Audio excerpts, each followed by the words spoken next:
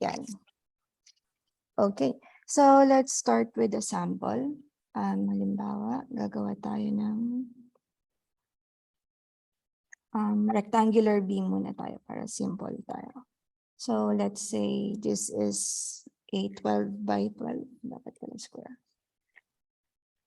Ayan. So, this is a 12 by 12 na steel beam. And we are given a shear of, or the load of 50 pips.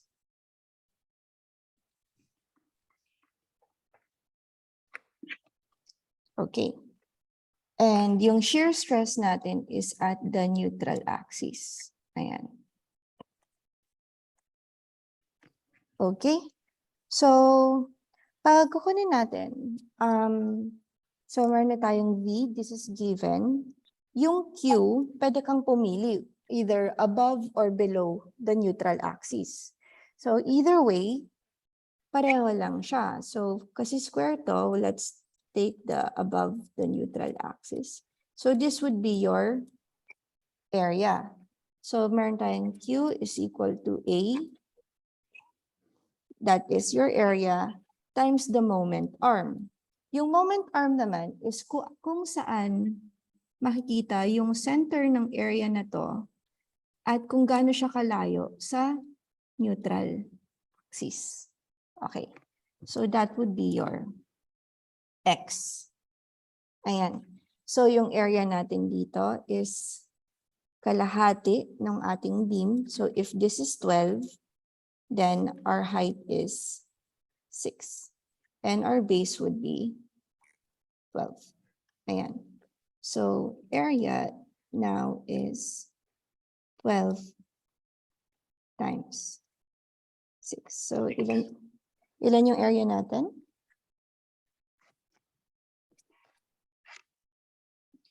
Bali, 72 po. Okay. So this is 72. So now let's take your base. So yung base naman natin is the moment arm. So ibig sabihin, gitna siya to the neutral axis. So if this is 6, then yung moment arm natin would be 6 divided by 2 kasi hatiin mo lang siya. Okay, so B now is equal to 3. So from there, makukuha na kaagad natin yung Q. So Q natin is the area times the moment arm. Yung area nakuha natin as 72 and our moment arm is 3. So what is our Q? Or that is our static moment of area?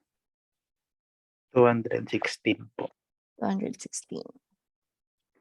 Okay, so now that we have that, so this is, area natin is in inches. Sorry, hindi ko nasabi kaagad. So this is in inches, inches, and inches. So this is inch squared. This is inches. So this is 216 inch cubed. Ayan. And then let's now go to, so alam natin yung B, alam natin yung Q, doon na tayo sa I. Pag I, meron tayong formula. So our moment of inertia is equal to 1 over 12 times our base times H cube. And so drawing ko na lang.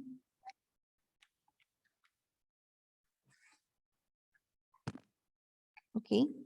So pag kukunin naman natin yung moment of inertia, i-consider na natin yung buo.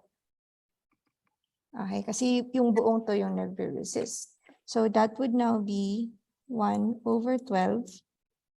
Yung base natin, since it's a square, is 12.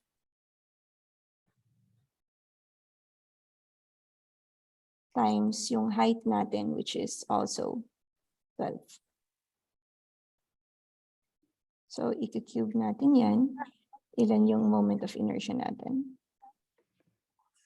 Bali, 1,728 po. 1,728 inch to the fourth na. Okay. Okay. Draw. There you go. So, alam na natin yung V, alam natin yung Q, alam natin yung I, and kunin na lang natin is yung base. And since this is a square, yung base natin is 12. So, let's plot that to our formula. We have V, which is, and we have 50 kips times our Q, that is 216-inch cube. And then dito naman sa ilalim, we have 1,728 inch to the fourth. And our base is 12 inches. Ayan. So, ang mangyayari dito, itong 3, magka-cancel siya. So, may matitira pa tayong inch squared. Ayan. So, direct substitution, ilan ang FV natin? Bali, 0.521 po, ma'am. Ayan. So, that's 0.521 kips per, or that is kilopound per square inch. Okay? So, okay naman? Okay naman po. Okay, so yan yung gagawin natin. Pag square, so napakasimple niya. Usually given ng V, yung Q is the moment sa taas. So area times the moment arm. We have your moment of inertia, 1/12 pH cube. And yung base natin is the resisting base of that area. So punta naman tayo. Paano kung ayan. Paano kung naka-wide flange na? So, yan, let's go to, I have to erase here. Yan. So, paano pag wide flange na? So, this is the example na nasa, ano mo, handout. So, we have a wide flange section shown below is subjected to a shear of 120 kilonewton. Determine the maximum shear stress. So from here, ayan, given na agad yung V. Okay. So sulat natin yung given. V is equal to 120 kilonewton. Okay. So what else is given? We are given a wide flange. From there, makukuha na natin lahat ng kailangan natin para makompleto natin yung FV equal to V. Yan. So FV is equal to VQ over IB. Okay, so let's begin. So alam na natin yung V, we could get our Q. To get our Q, ganun ulit. So most of the shear nangyayari dito sa neutral axis. Ayan. So, ang Q natin is the resisting area times the moment arm. Ayan. So, instead of getting the whole thing, tas hanapin mo kung asan yung moment arm nito since it's an irregular shape, hatiin natin to sa dalawang rectangle. So, let's go with our first rectangle. This is your area 1. And let's call that A1. And ang moment arm niya is here. So, gitna lang nito. So, let's call that Y1. Okay? And then let's have our second area. This one sa taas. So, this is your area 2. And yung gitna nito, this would be your Y2. Para mas madali. Okay? So now that we have that, let's solve for Q. Okay, so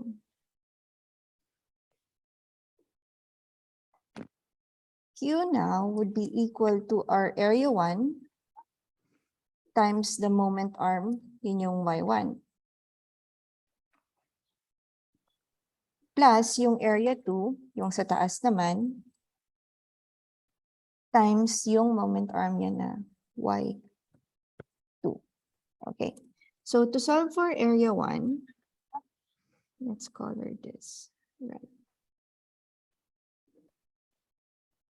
Ito lang siya. So since it's a rectangle na, that would be your base times the height. Okay. So yung base natin nito is 7.62 kasi yun yung thickness niya. So this is BH. Yung base natin is 7. Okay. So yung height naman natin, that would be the whole height, that is 318 divided by 2. So ito na lang matitira, minus 13.2 kasi hanggang dito lang tayo. So kung ito yung 318 natin, hatiin natin sa dalawa, minus 13.2, ito na lang yung height na matitira. Okay, so that would be your height.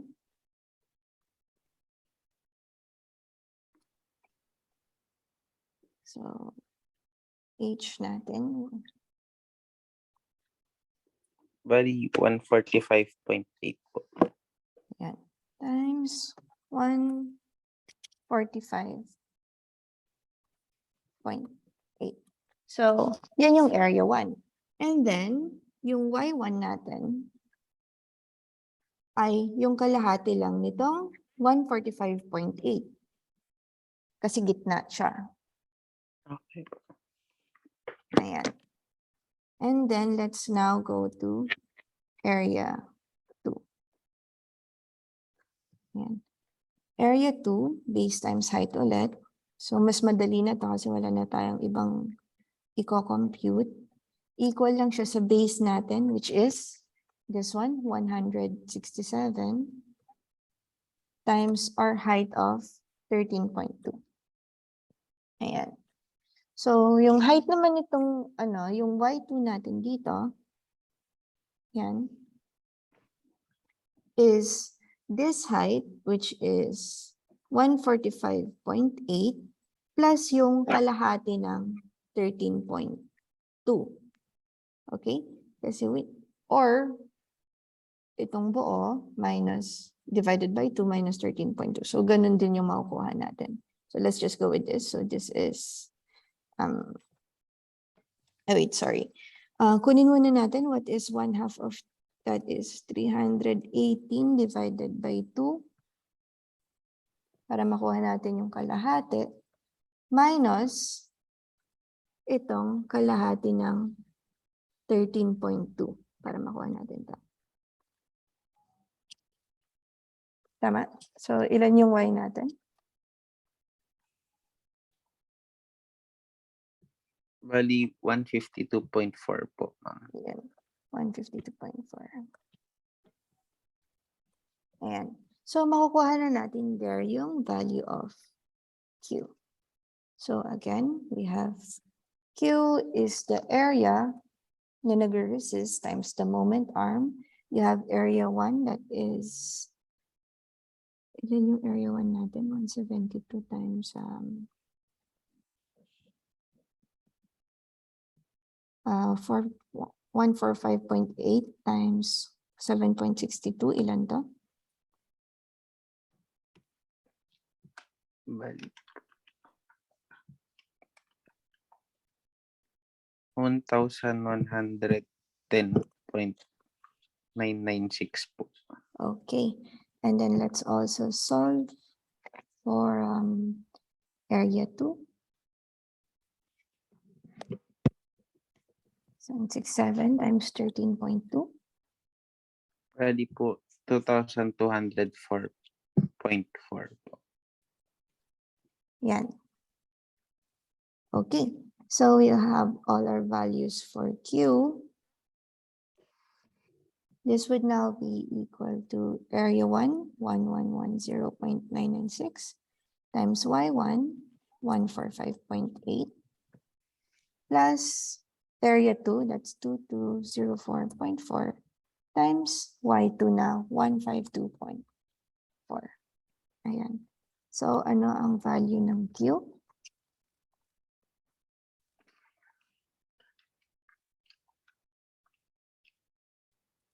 Bali po, 497, 497,933.777.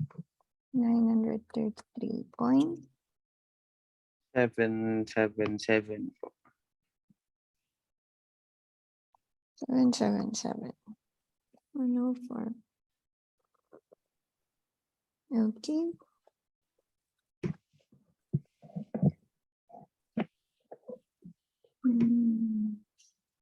One. Teka lang.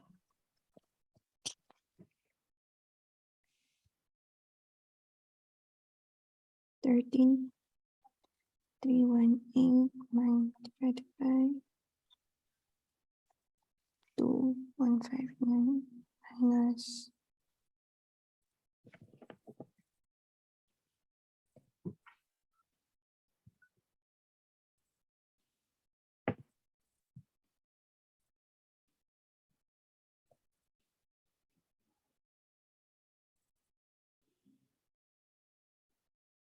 152.4.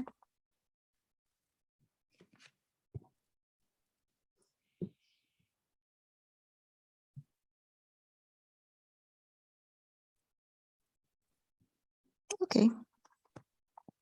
So let's continue. And we have V, we have Q. Ang susunod natin is I. Okay, so tanggalin na natin ito lahat.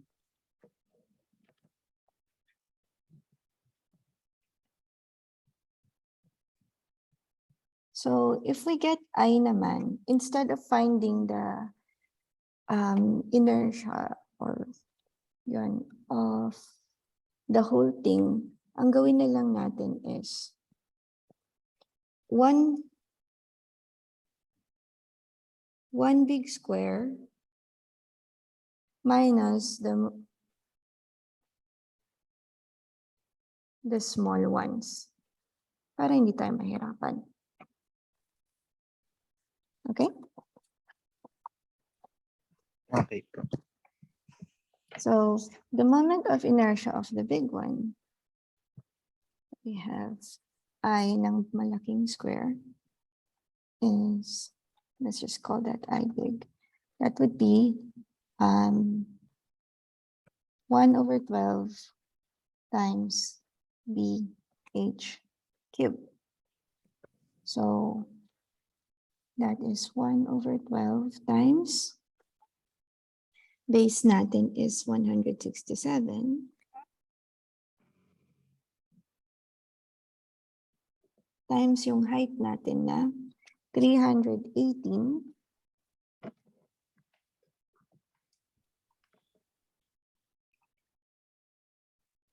tapos ito i-cube natin.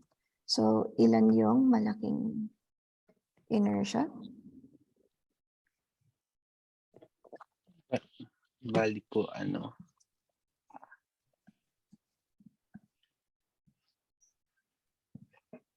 586. 586. 5 tapos 506.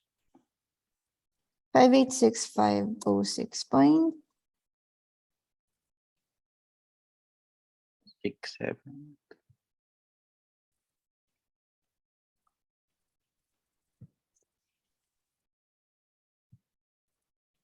Point 672 po. Okay. Na-divide mo na yun ng 12?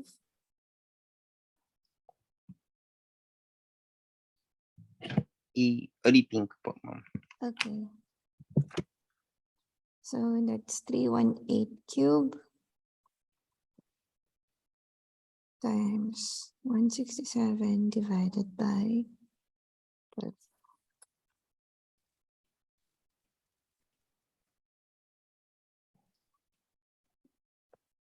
Bali po, 447 po pala. 447, 524. 524, 262 po. 262. Ayan.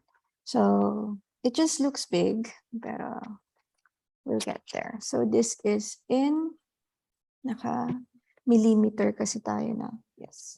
So, this is mm to the fourth. Okay. So, let's now go to the inertia of the small na squares. Kasi ang gagawin natin dito is you have the inertia of the big one. So, ito yung malaking square natin. So, nakuha na natin yung buo. Ang gagawin natin is ima-minus natin tong inertia na maliit dito at inertia na maliit sa kabila. So, kung ano man yung I nito at yung I nito, ito times 2 para mabawas yung dalawa. Okay? So, dito, automatic magkakaroon tayo ng 2 times 1/12. Yung base natin sa maliit is, so kung itong buong base natin,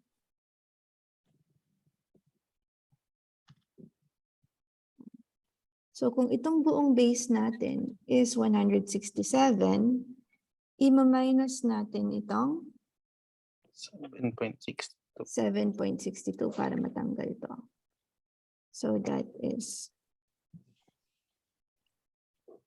167 minus 7.62. Ayan.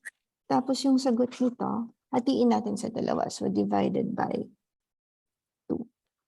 So ilan yun?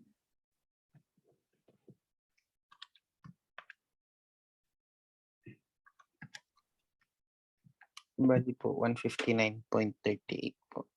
Yung itong natira. Okay, 159.38. Ayan. Tapos hatiin ulit natin sa dalawa kasi ang kukunin lang natin ay itong maliit na square. So divided by 2, ilan yan? 79.69 po. Okay. 79.69. Okay.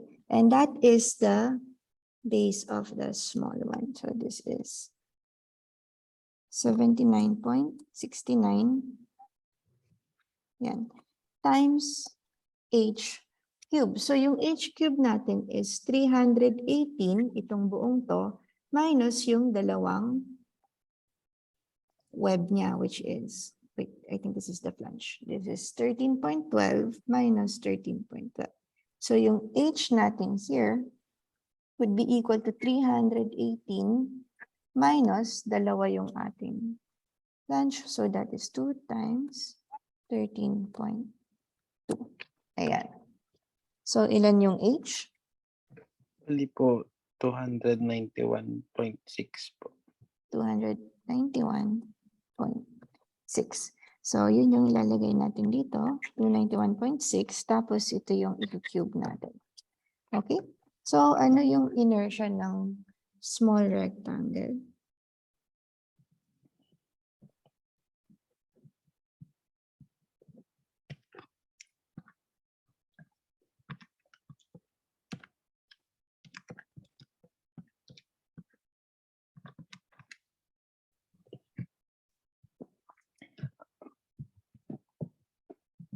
Bali po, ma'am, 164.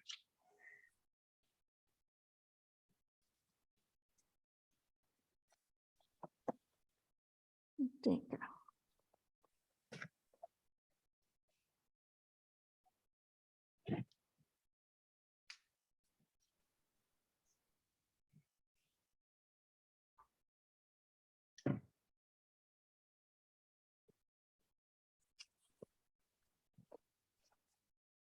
Ilan?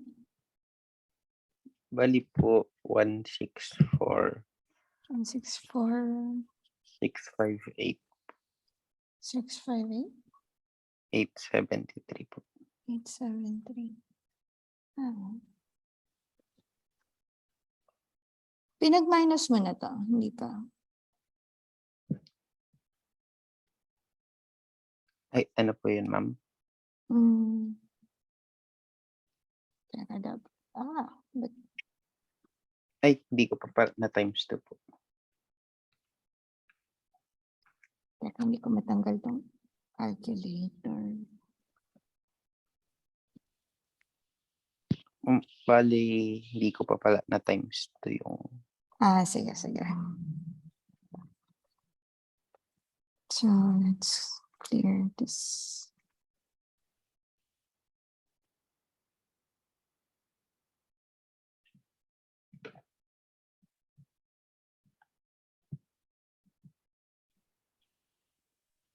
bali po, ma'am, 329,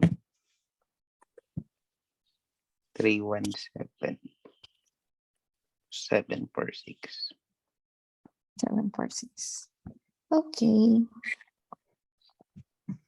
Ayan. So, para makuha na natin yung actual inertia ng ating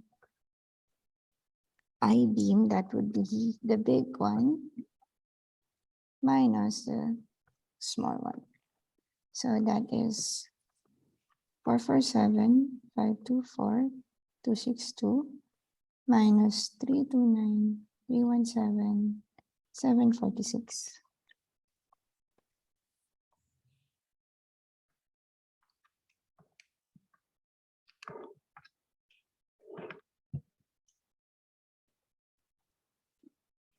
Bali po, ma'am, 118, 118 176 po. times Tap 516. 76. Double check, that is 447. Mali. Sorry, 524 pala to. Not 254. 524, 262. Ayan. 447, 524, 262 minus 329, 317, 746. Nagkamali ako napagbaliktad ko to dito. So, 118, 176. Ay, up. I think that's, pa-double check ako. Napagbaliktad ata natin yung 5 tsaka 2 dito. Sige po. Mm.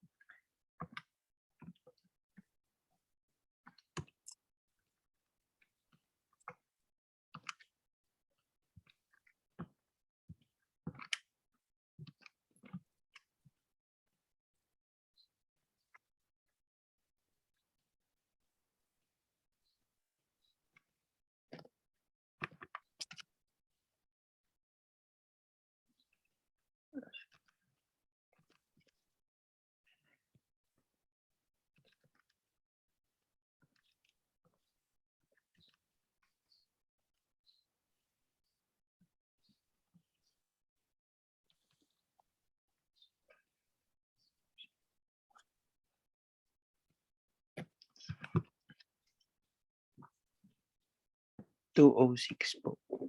Okay. 206, 516 po. 516. Ayan. So, we're almost there. Teka. 41.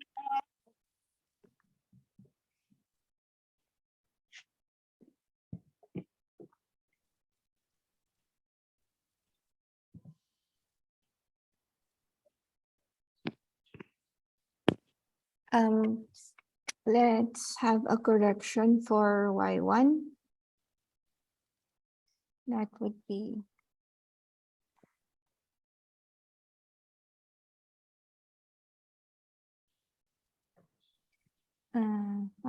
Okay.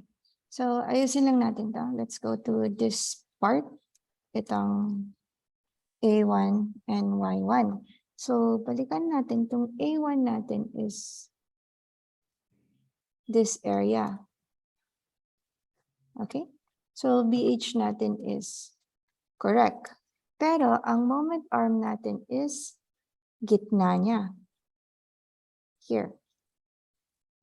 Okay?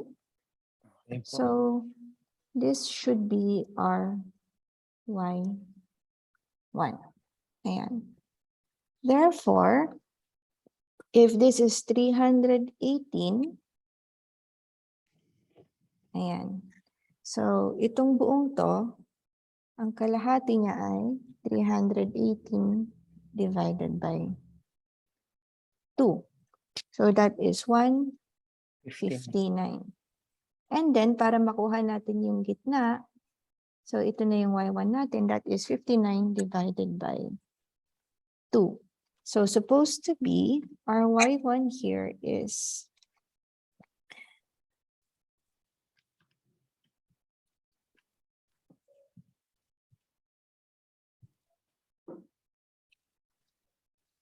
that is 159. Pero dahil gitna nung 159 na to divided by 2. Ayan. So, this is equal to 79.5. Ayan. So, mag-change din ang value ng Q natin.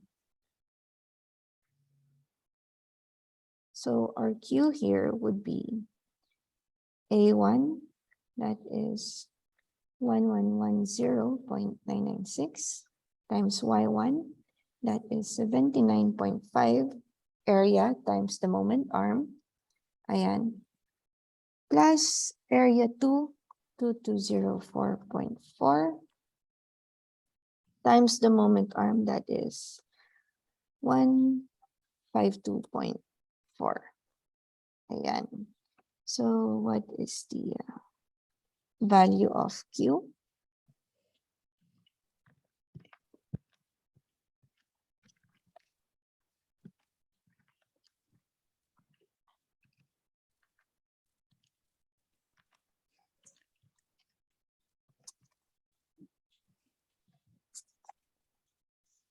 Bali po, for 24,000.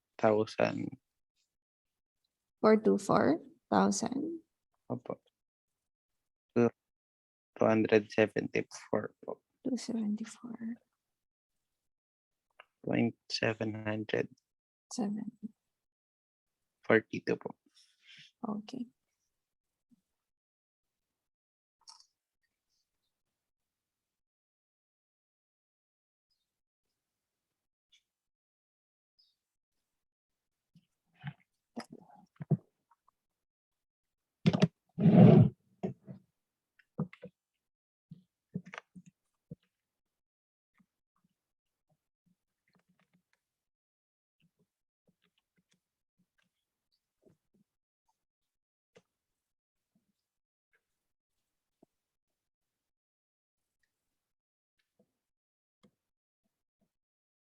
Okay.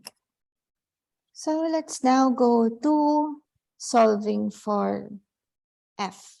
Alam na natin yung V, alam na natin yung Q, alam na natin yung I. And again, ang kinukuha natin dito is the shearing base. So dito yung mapupunit. Therefore, the value of B is simply equal to 7.62. Ayan. So let's have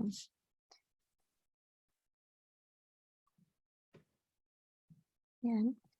We have F is equal to PQ over IB.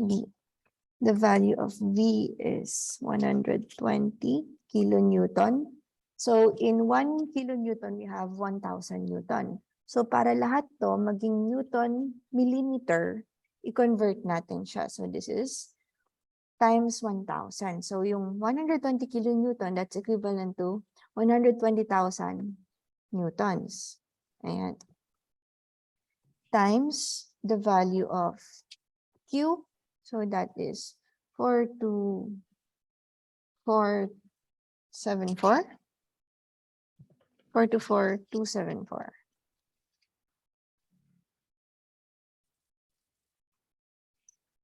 0.742.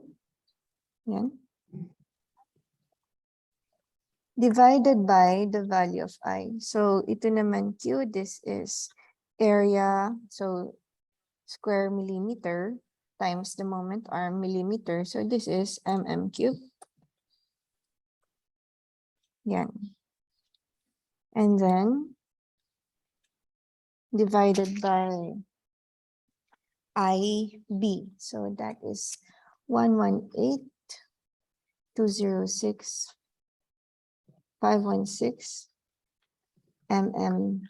to the fourth. Yan. And our base is 7.62 millimeter. So ang matitira sa atin dito is newtons per millimeter squared. So what is the value of F?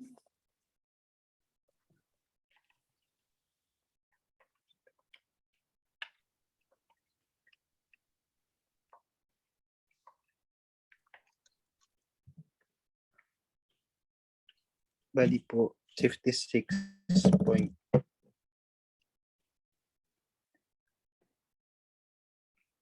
Okay.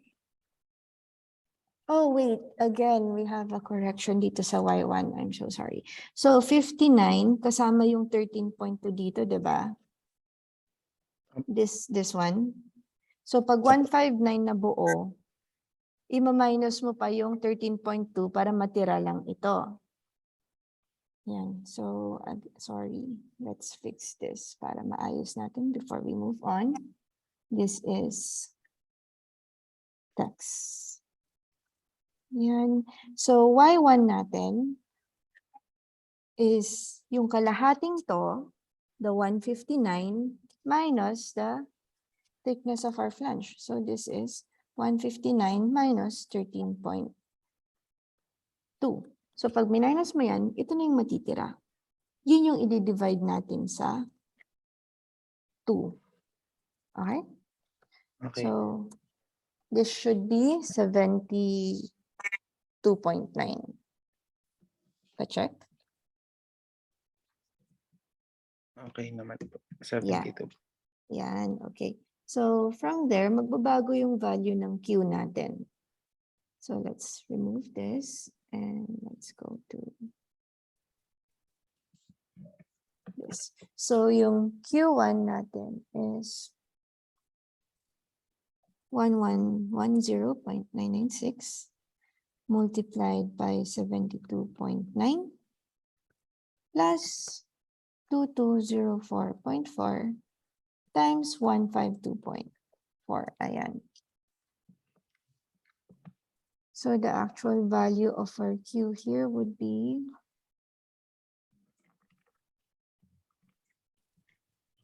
Bali, 416. 942.168. Tama? Apo. Ayan. So this is in millimeter cube. Ayan. So magbabago to. Ayusin na lang natin para tuloy-tuloy na tayo.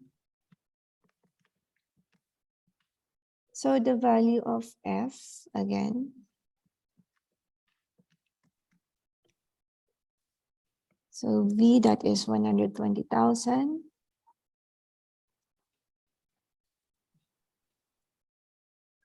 Newton. V times Q, that is 416,942.168 cube.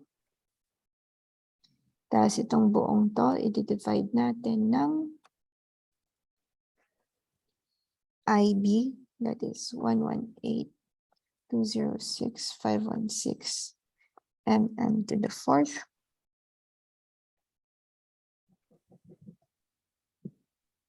times the value of B, which is 7.62 mm.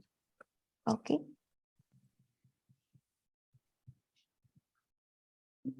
Bali po, ma'am, 55.547.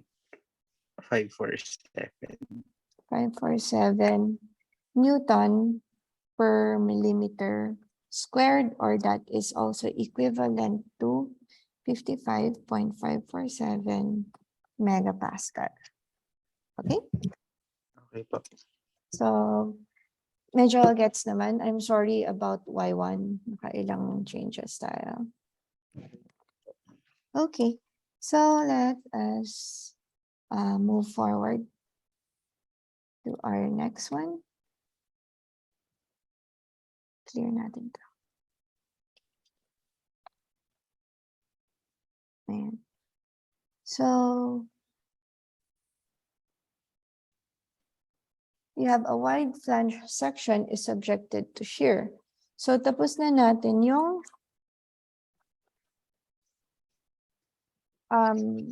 shear force niya sa buo. Paano naman yung web? Okay?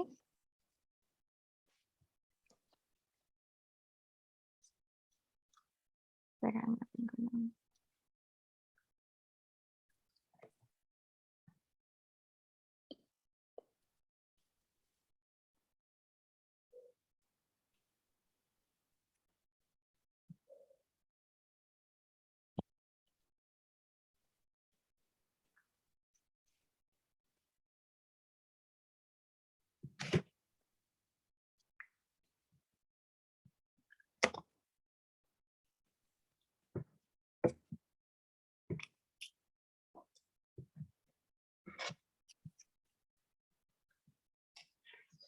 Okay. So, paano naman pag yung web lang natin at a distance y? So, again, F natin is equal to V Q over I B. Okay? And hinahanap natin is this P on the web, or the shearing on the web. So first, let's look for Q. So again, our Q is equal to our area times the moment arm. For this case, hindi natin alam pa kung ano yung moment arm. So let's use that as the whole thing minus y. Okay. So ang kino-consider naman natin dito is this area. So itong buong to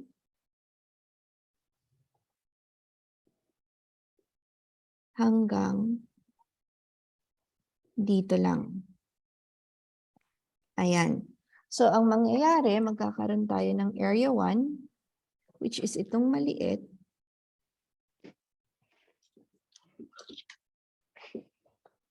At yung moment arm niya ay yung gitna nito hanggang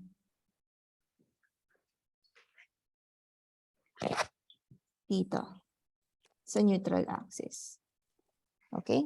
And ang second area natin would be itong buong taas ulit. At yung gitna niya hanggang neutral axis. Okay? So yun, let's start with solving for area 1.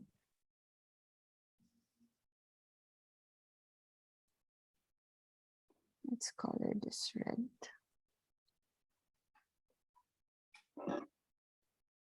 Okay? So, area 1 natin is still base times height. Yung base natin, alam natin na 7.62 tong area, tong baba na to. yung thickness niya. So that would be 7.62. Pero yung height, hindi natin alam. Basta alam natin, magmula dito, sa point na to,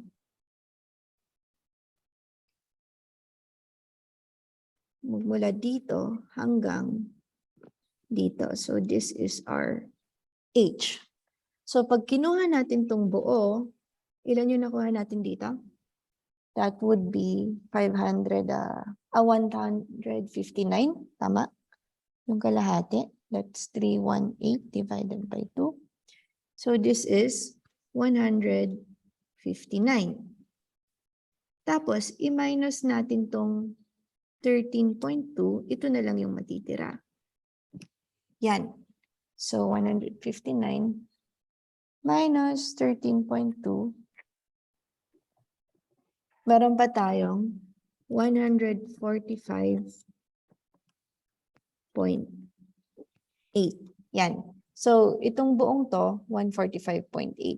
So, pag pina-check mo yan dito, ang hinahanap natin is yung H. So, we could say na H plus Y is equal to 145.8. Tama? Opo. Yan. Opo. So, to get the value of H, i-transpose natin yung Y sa kabila. Therefore, our H here is simply 145.8 minus the value of Y, which is unknown. Ayan. So, yan yung area 1 natin. Erase na ulit natin ito para may space tayo.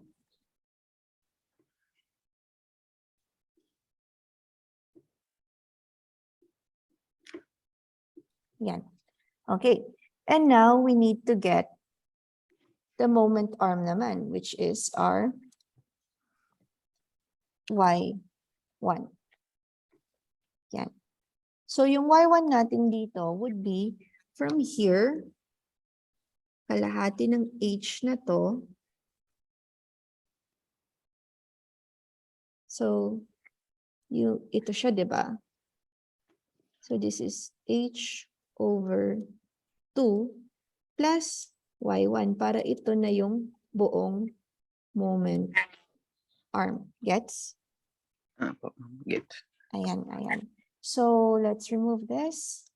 This is now Y1 is equal to H over 2 plus Y. Pero kanina, we know that H is equivalent to 145 minus Y. So, ilagay natin yan. Since H here is equal to 145 minus Y, that would now be 145 minus Y. Kalahati nun, di-divide natin siya by 2. Over 2. Ayan. Plus yung Y na hindi natin alam. Okay. So, lagay na lang tayong brackets. So, that is your Y1. Okay. So, let's go to area 2. Mas madali. So, area 2, alam natin lahat ng values. So, let's write that down. Area 2. So, yung base ng area 2 is 167. Yung height ng area 2 is 13.2. So, definite lahat ng values natin. So, makuha natin agad yan. Ilan yung area 2? Na-solve natin ito kanina. 2,204.4. Yan. And then, let's go to get Y2. Ganun ulit, same as kanina. The whole thing, which is kalahati minus kalahati ng 13.2.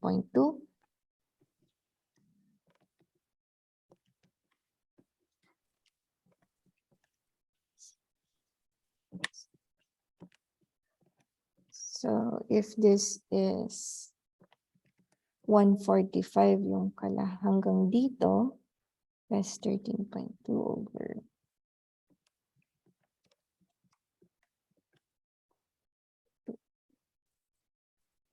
Bali 72 point.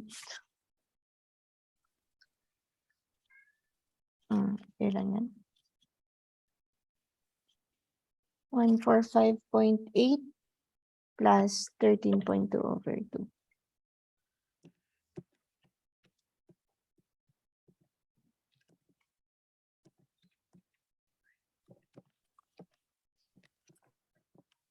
$152.4 po. 152.4. So, yun yung moment arm nitong flange sa taas. So, same na same lang din siya dun sa initial question natin. Kasi, hindi naman nagbago ito. Okay? So, after that, we could now get the value of Q for this specific area. Ayan. So, this is Q for the web. Let's just say that it's QW is equal to area 1, Y1 plus area 2, Y2. Ayan. Our area 1 is may Y. So, meron siyang unknown value. I-write na lang natin as is. So, that would be 7.62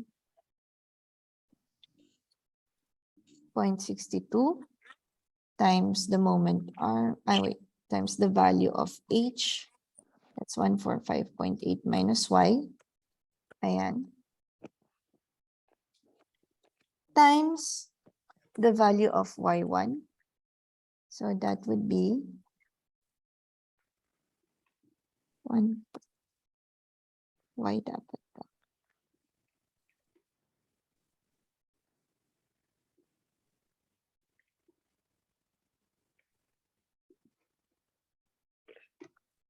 Uh, 145.8 minus Y.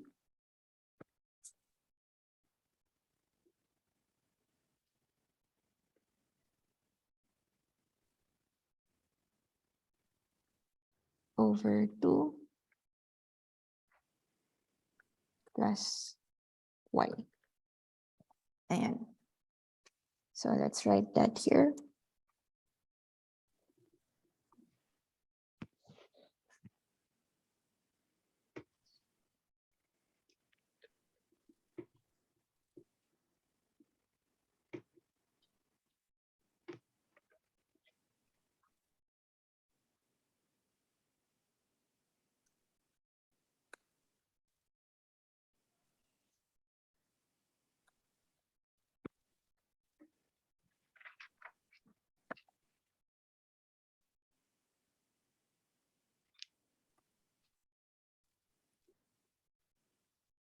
Okay, so that is Q1. Or what we should do is let's make Q1 plus Q2 na lang para maayos natin. So let's say A1, Y1. Unti-unti na lang natin siyang isolve. So this is 7.62 times 145.8 minus Y times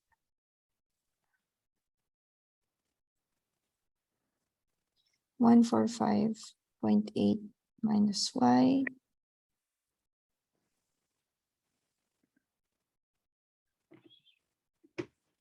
ayan, divided by 2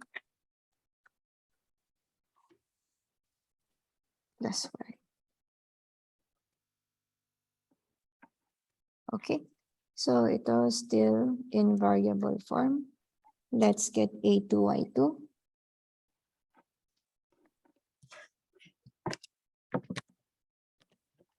So this is simply 2204.4 times 152.4. Okay, so ilan ang A2, Y2? Bali po 335. 335. 950 po.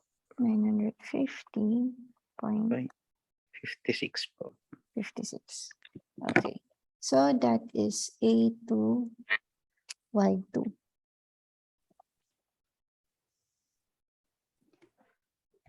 Okay. Okay. So let's look for the shear on the web.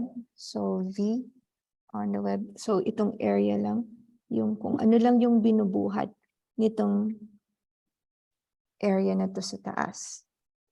So ang kukunin lang natin na value is from 0 to 145.8.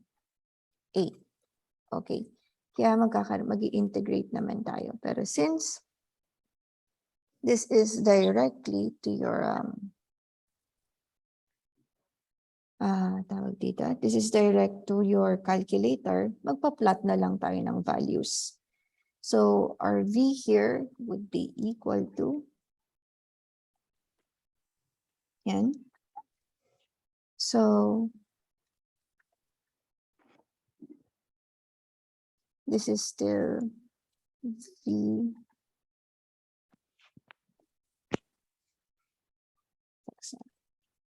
So this is still V cube over I B. Pero ang kukunin lang natin is from 0 to 145.8.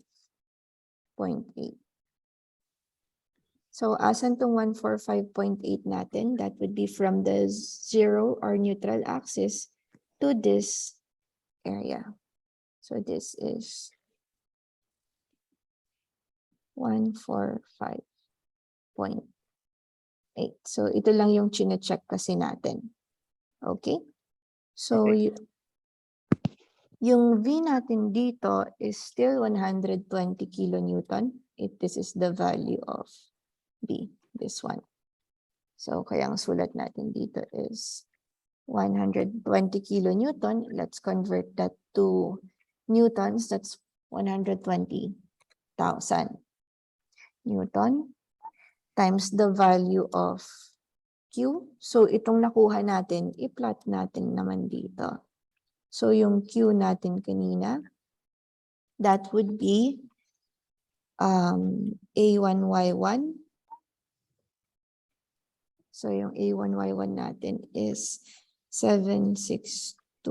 Itong buo, ilagay na lang natin. 762, hindi ata kasya yung space. 762.62 times 145.8 minus Y, ayan.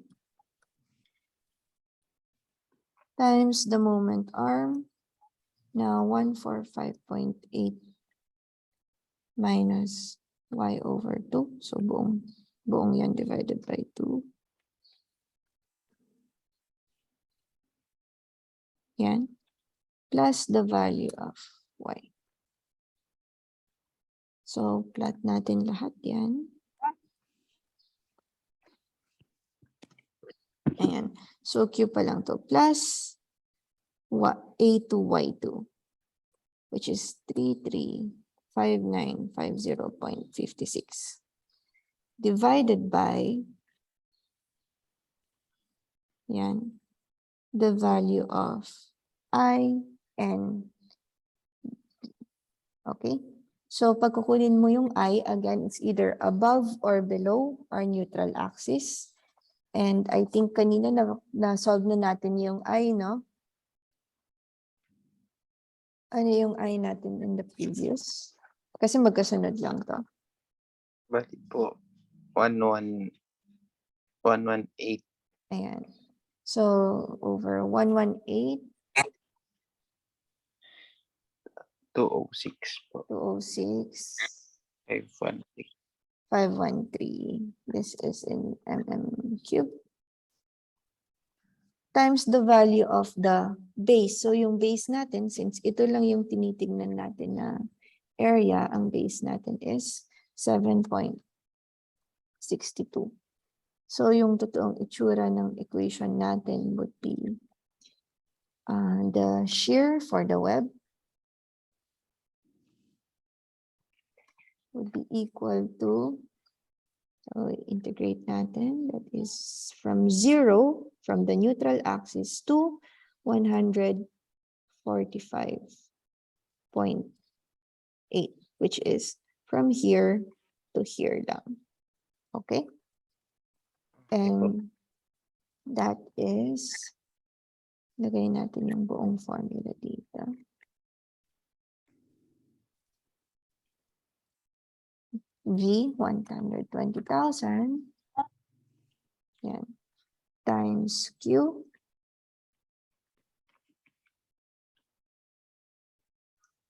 $7.62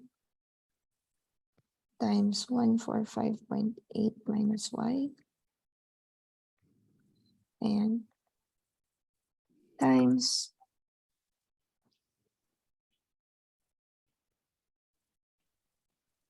5.8 minus Y over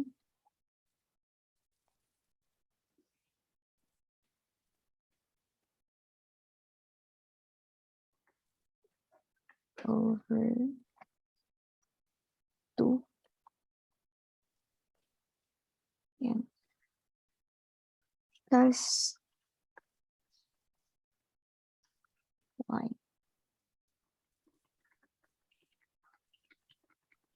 Yan. And then plus A2Y2, that is 335950.56. So itong buong to lalagyan natin ng parenthesis. Dahil isang buong ano lang siya, equation. This is your Q. Yan. Divided by I, which is 118,206,513.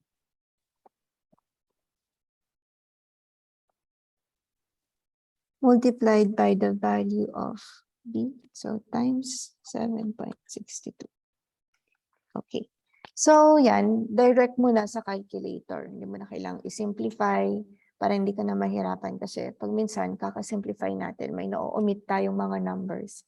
Nagiging mali pa yung sagot. So ito, ilagay mo na. So that would be, are you using the Casio 9991 ES or binawal na siya? Bali po yun din po gamit ko, ma'am. Yun Yung din. 9. So mas madali lang, pindutin mo lang yung integral sign, put that in, and dito is dy because we are integrating in terms of our value na missing, which is y. Yan. Wherein yung y natin is from 0 to 145.8. Okay? Okay. So, ano yung value ng web natin?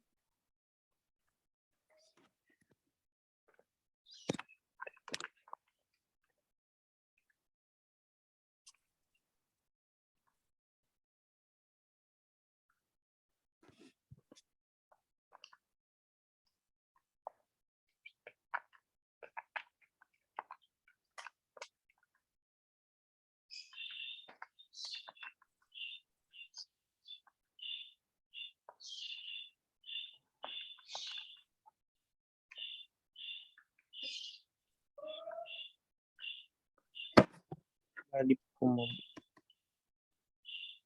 7,594.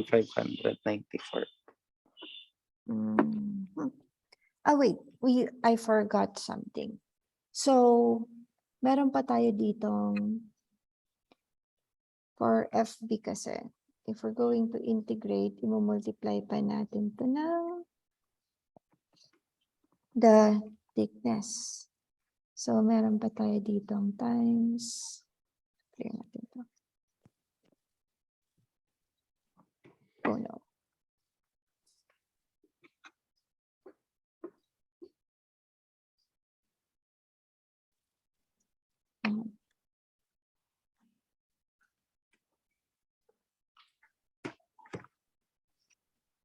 Times 7.62 RB times dy.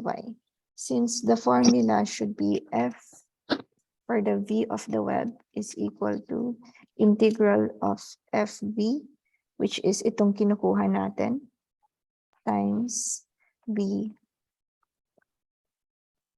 times the base times dy. So itong fv natin dito, so vweb, we're looking for vweb. fv is the whole thing, itong napakahabang yan. B here is 7.62 dy. Okay? So yung nakuha mo lang, lagyan mo lang ng times 7.62 yung formula sa calculator.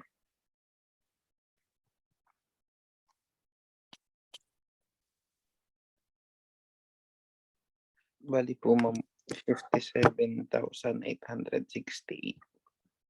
57,868. Okay, and since we have two webs, here sa taas and here sa baba, you multiply that by 2, ilan? Bali po, 115,700. Yun. So the answer here multiplied by 2. Yeah.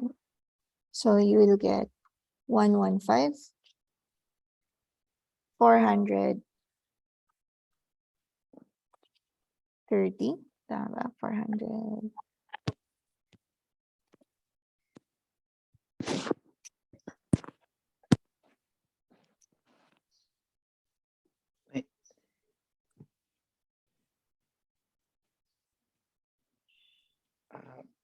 Bali, ma'am, lumabas po sa akin, ano po, 115,736 po. 736. It's okay. Excuse me, saglit. I'll answer lang a phone call. 1 minute. Sige po.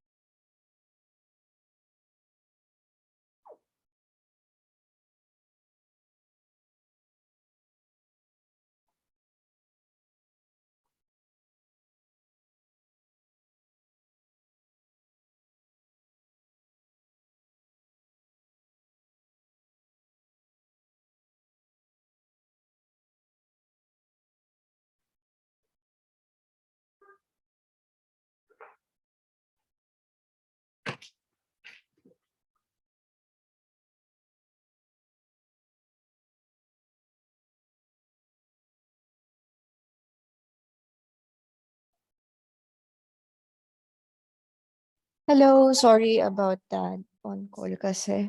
Anyway, let's continue. So that's 115,736. So that means yung web natin sa buong beam na to, siya yung talagang bumubuhat nung bigat ng steel na yan. So let's say if this is your steel, ganyan. So ang nangyayari, pag naglagay ako ng pressure dito, ito sa gilid, walang natutulong masyado. Okay? Ang bumubuhat, itong nasa loob. That is why the shear on the web is greater than the shear on the flange natin. Okay. And how do we know na ganon kung gaano karami yung nabubuhat niya? To get the percentage of the shear on the web, equal yan dun sa F or the V web na na-solve natin, divided by the force na nilagay. So, in this case, this is 120. Ayan, kilonewton. So, this is 115.736 divided by 120. Ayan. And that would be ilang percent?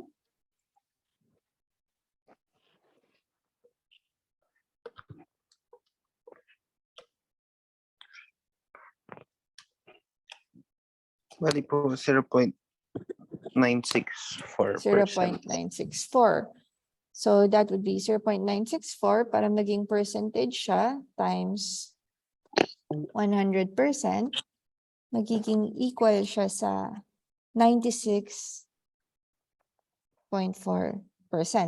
That means yung buong beam natin, the whole steel beam, ang binubuhat ng gitna na to is equivalent to 96% of the weight. Ibig sabihin, itong sa taas, itong flange sa taas, at yung flange sa baba, nasa 4% lang ang binubuhat niya. So pag ganyan, ibig sabihin, it's either magde-design ka na, kapalan mo yung flange or dagdagan mo yung magkikarry ng iyong load. Okay? So let's continue. Clear na natin to. Okay. So, paano naman pag ganito? Pag hindi nag-utilize ng post-buckling strength of member. So, ito ang gagamitin natin is 0.90 LRFD or pag nag-ASD tayo, 1.67 ASD. Ang ginagawa ko dito nung college is sinusulat ko lang siya sa cue cards para hindi ko makalimutan kasi sobrang daming formula sa steel design. VN nominal, that would be 0.6 FY area of the web times CV. So, paano natin malalaman yung value ng CV? I-check natin yung slenderness ratio, which is H over W, H over the thickness of the web. Okay? So, kung yung slenderness mo is less than 2.24 times the square root of E over Fy, ang gagamitin nating CV dito is 1.0. Okay? And then, if Okay po. mas maliit pa rin siya, or kung doubly reinforced, that means usually square, yung ano natin, gagamitin natin is, check natin yung slenderness, if lesser or equal siya sa 1.10 times kV, yung kV saan natin makukuha, ito. So that is 5 plus 5 over AH squared. Yung A natin, clear distance between transverse stiffeners. Yung H natin, distance between flanges. Ayan. And what else? E natin, that is usually nasa 200,000 GPa. Fy is the force, vertical force or our compressive force. So, again, try mo lang isulat. Kahit hindi mo ma-memorize, it's okay. As long as you know where to use them. So, ang ginagawa ko nun is ilalagyan ko ng linya-linya. So, para hindi ko makalimutan, halimbawa itong KV, paano ko ba makukuha yung KV? Isusulat ko siya dito.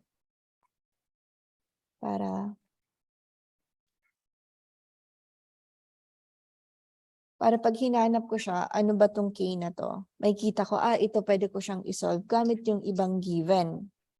Ayan. So, let's go to our next example para mas madali nating maintindihan.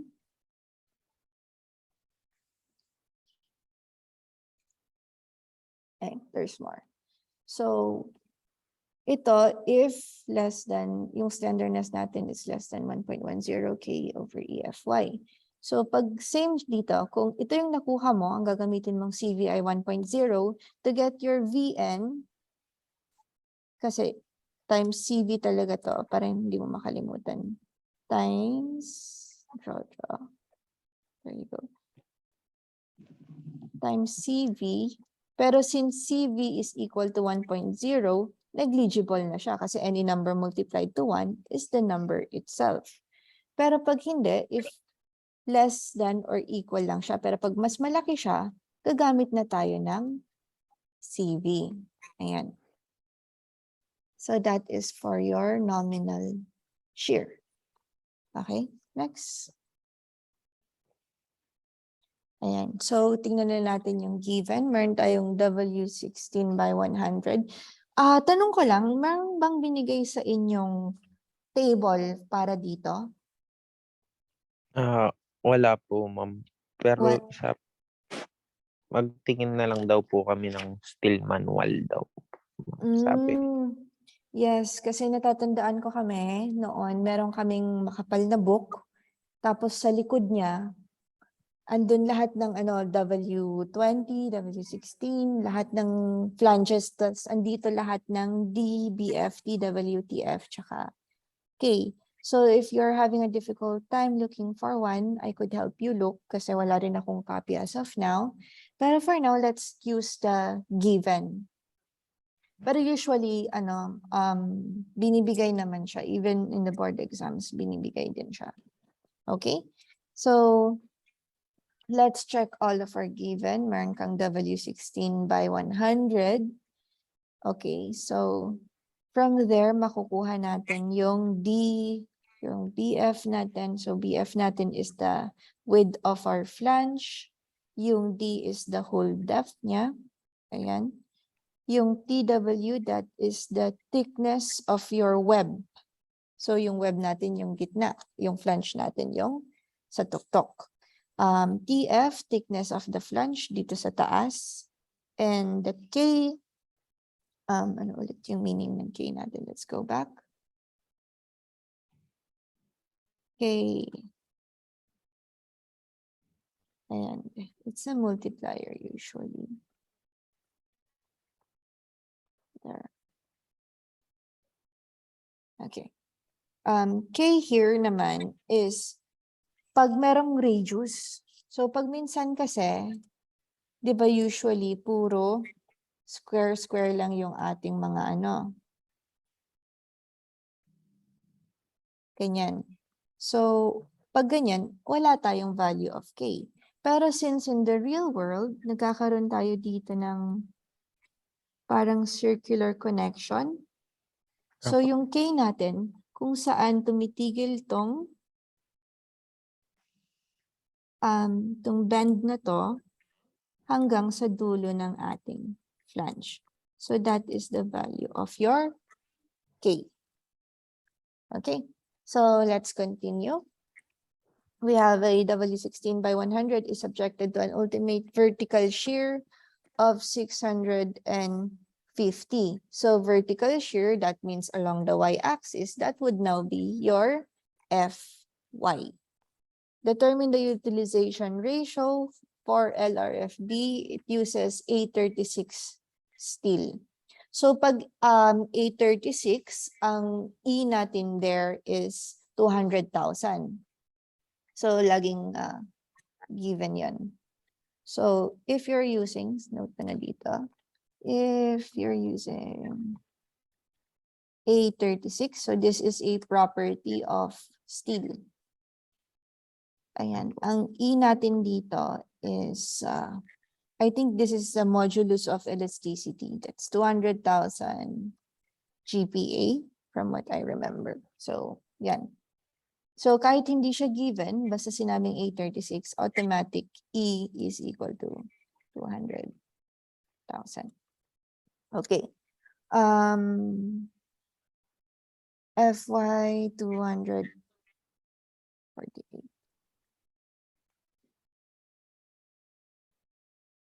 Okay.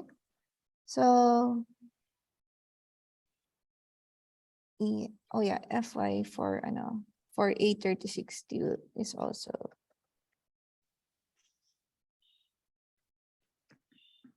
248.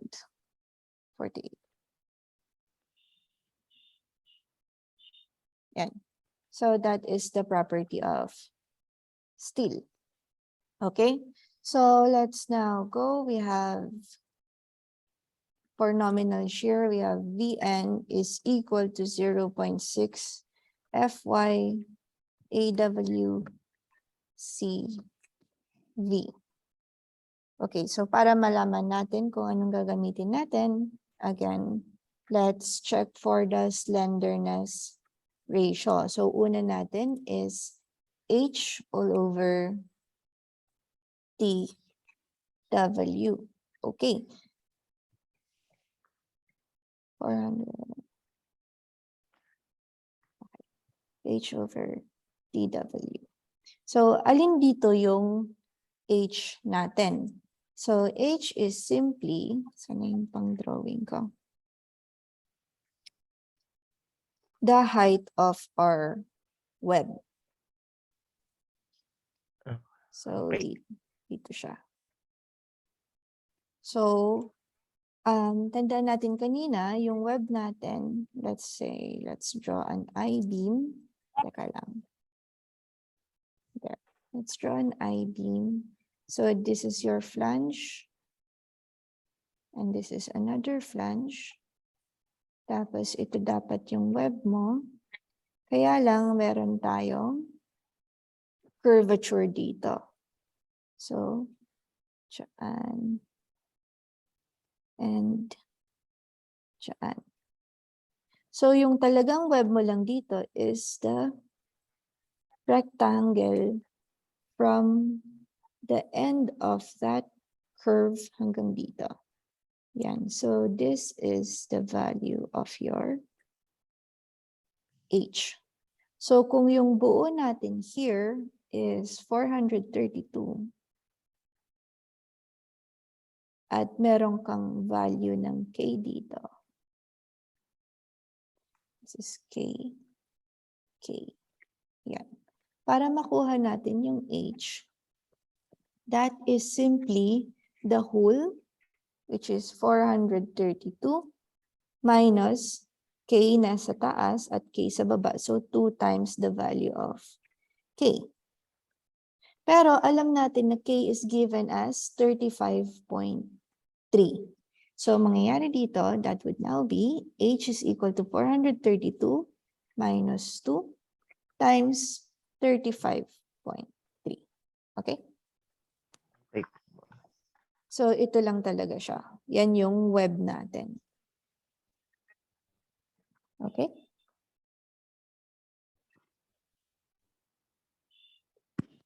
Bali po, ma'am, 361.4 po. 361.4.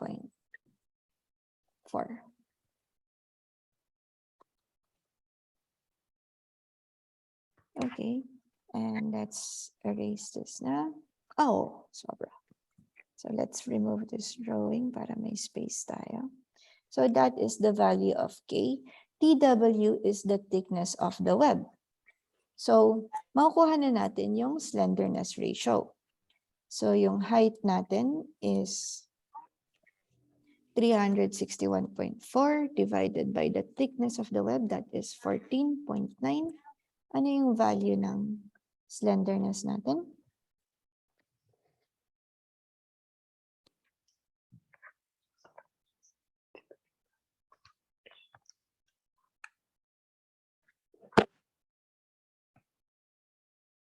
Bali po, 24.255 po. 255. So, saan natin gagamitin to? Balik tayo sa mga formulas natin kanina.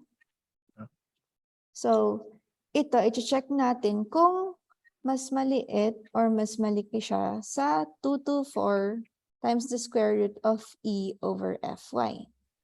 Okay? Okay So, po. let's try both the ASD and the LRFD method if you want para medyo masanay tayo. So, i-check naman natin 2.24 times the square root of E Fy. So, let's look for that. So, 2.24.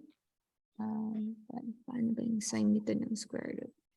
Ano ka na lang? SQR of E over Fy. So, that would be equal to 63.612 po. 0.612.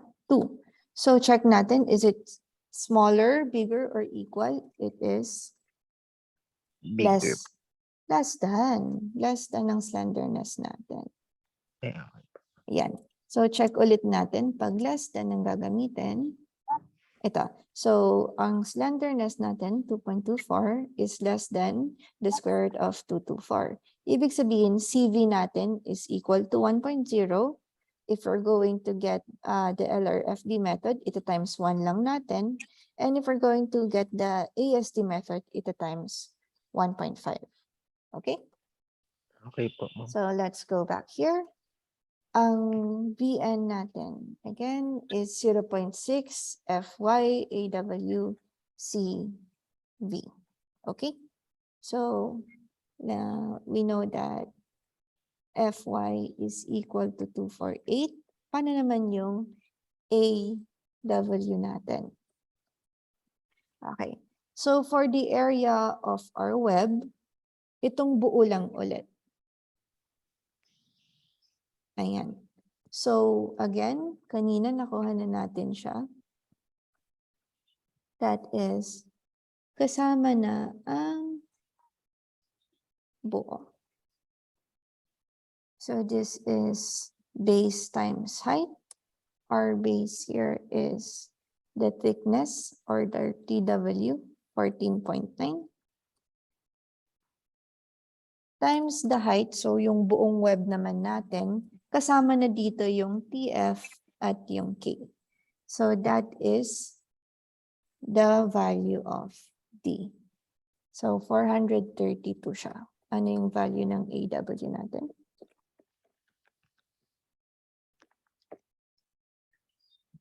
Bali po, 6,436. 6,436. Ayan. 0.8. 0.8. Okay. So, ang formula natin is 0.6. FY is 248.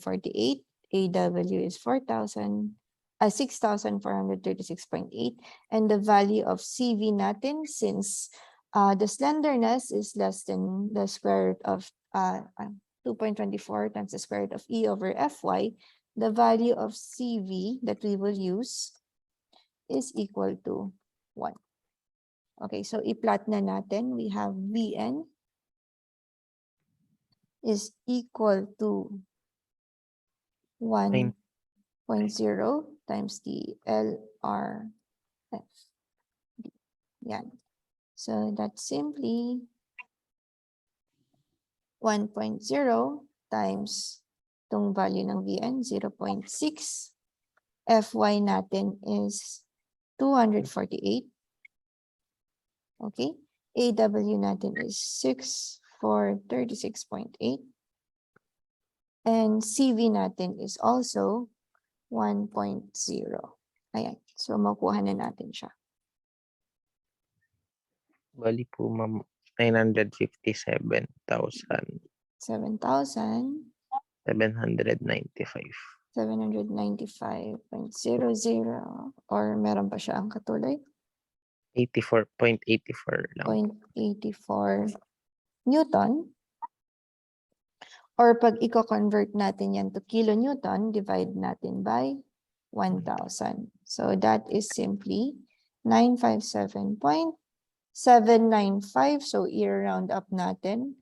5 round up, sobra pa din. So doon natin nakuha yung 957.80 kilonewton. So tapos na ba tayo?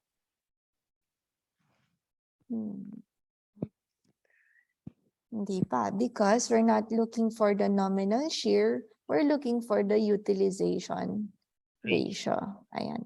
So for the utilization ratio, sinasabi niya lang kung ilang percent ang kayang buhatin or ilang percent ang nilalagay mong force versus sa kaya niyang buhatin.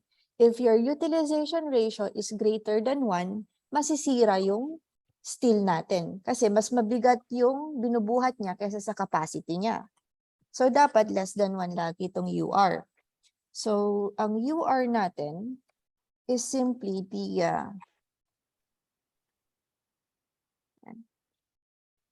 So that is your, this is your shear applied over the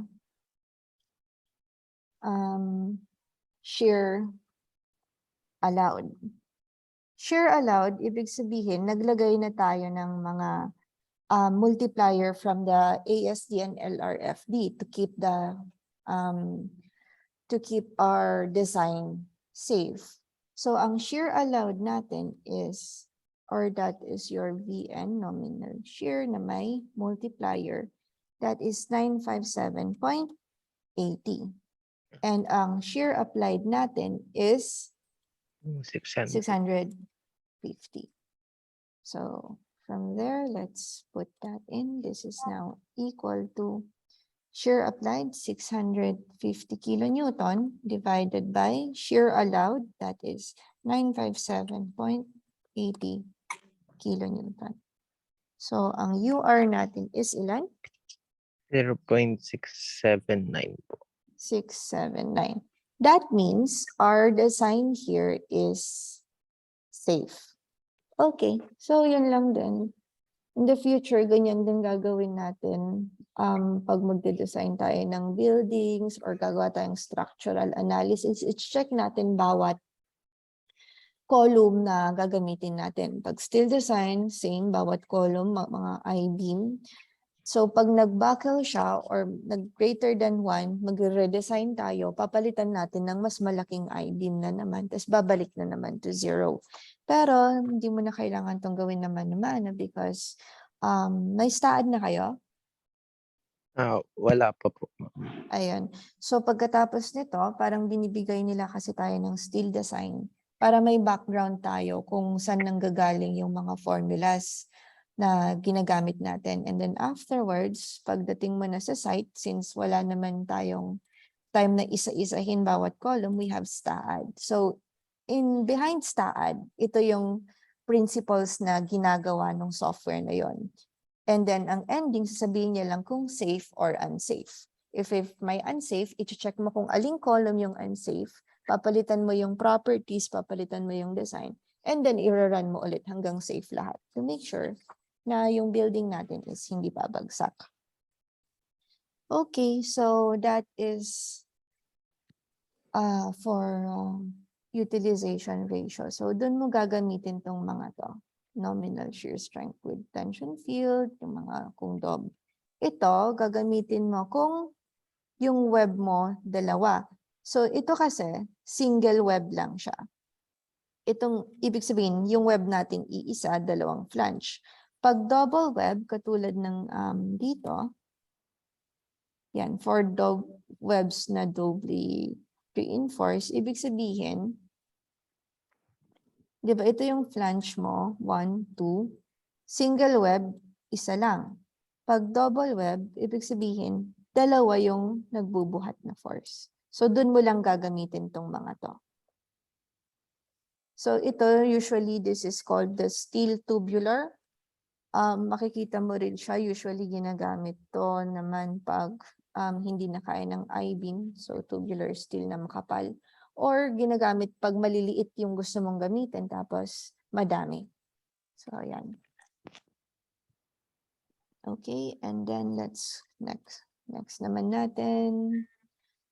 Okay, so ito, again, is for deflection. So, tinatandaan ko lang dito is the maximum. Yan. So, ito. 5WL to the 4th over 384 EI. Yan. This is for uniformly distributed load. Next, we have increasing load. So, yung maximum nito, i-memorize mo lang din. Or again, just put it in a flashcards.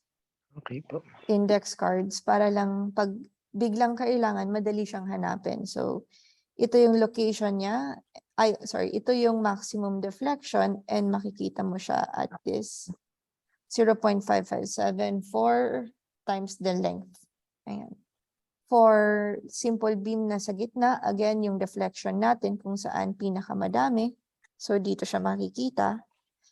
And that is at the center.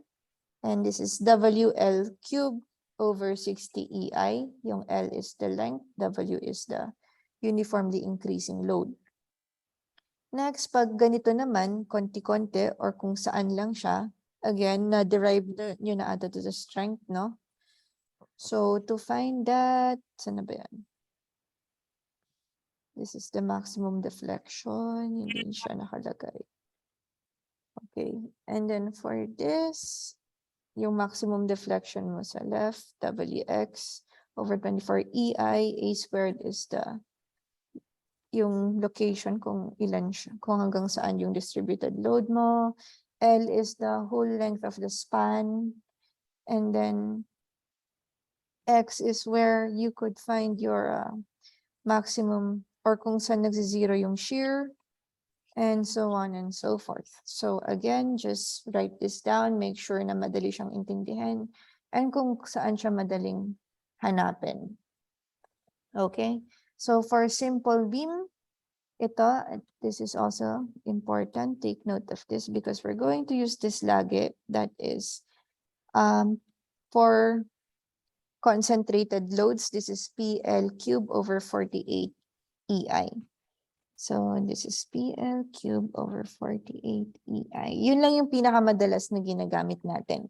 Yung 5WL to the fourth over 384 EI kasi ginagamit natin siya for uniformly distributed load. And then that includes the self-weight and then yung mga nilalagay-lagay natin na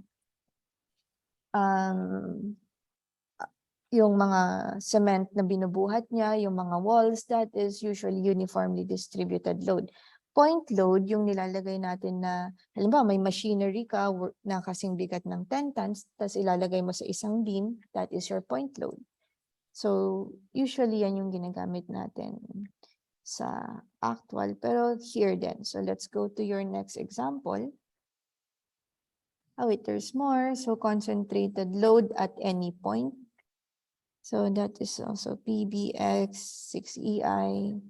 So, ito, same lang din, makukuha mo na PL cube over 48 EI kung midpoint siya.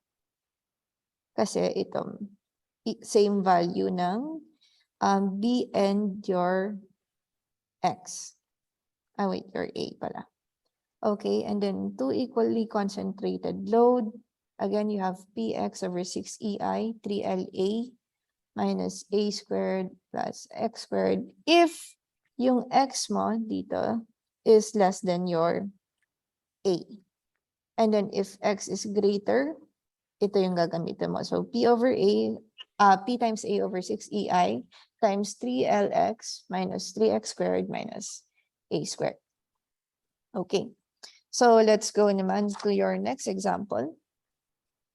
Simply supported beam, 10 meter long, carries a uniformly distributed load of 20 kilonewton per meter over its entire length and a concentrated load at midspan. Which of the following is the lightest W-shaped beam which can be used if deflection governs the design? Allowable deflection natin dito is 1 over 360. Okay. So, I think this is supposed to be L, not 1 over the span. So, length divided by 360. Okay? So, bakit sinabi to? So, bakit kailangang ibigay yung mga kilogram per meter? Because that is self-weight. And self-weight is also considered a distributed load kasi bubuhatin niya yung sarili niya. Okay? So, yon, let's now go to our loading. So, deflection governs. We have a uniformly distributed load of 20 kilonewton per meter, ang gagamitin natin dyan is 5W L to the fourth divided by 384 EI. Okay? Okay. And then for our concentrated load at midspan, ang gagamitin natin dyan is PL cube all over 48 EI. Okay. So to get yung total deflection of all of this, kailangan natin ng, ayan. So our deflection would now be the pinagsamang uniformly distributed and point load. So let's write that down. So our deflection, so this is the deflection, yan, is equal to the deflection of the uniformly distributed load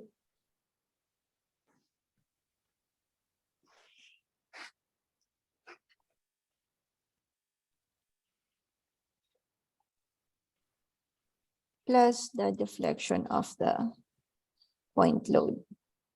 Okay.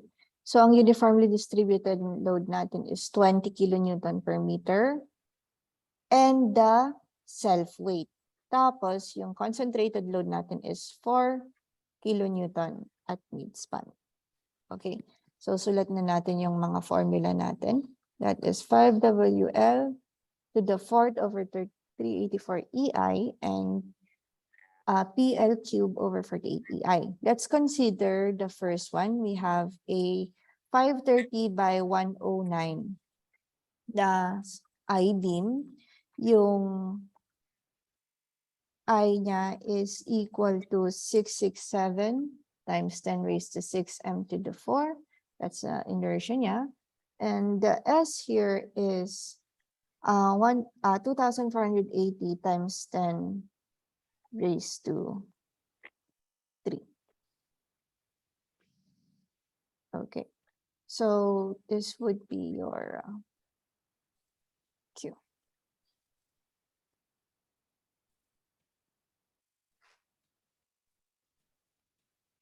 Over EI. Okay. So pag minsan, yung mga instructors natin, nagbibigay din ng mga sobrang daming values na hindi naman natin gagamitin. So this is a test to know if we know what we would use na formulas for computation.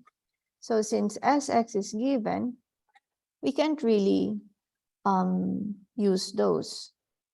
Okay? So andyan lang siya panglito.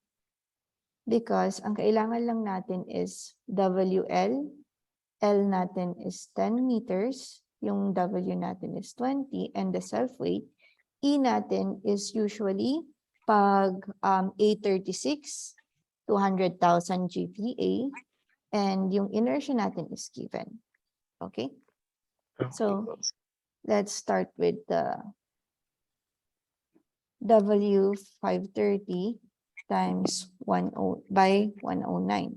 So ang weight natin dito is 109 kilogram per meter. So how do we convert this into newtons per meter? Imumultiply lang natin siya sa 9.81 kilonewton. Ayan. Divided by 1,000. Okay? Okay po. So, yan yung weight natin. So, ilan na to in kilonewton per meter? Bali po, 1.069 po. 1.069 kilonewton per Opo, ma'am. meter. Okay.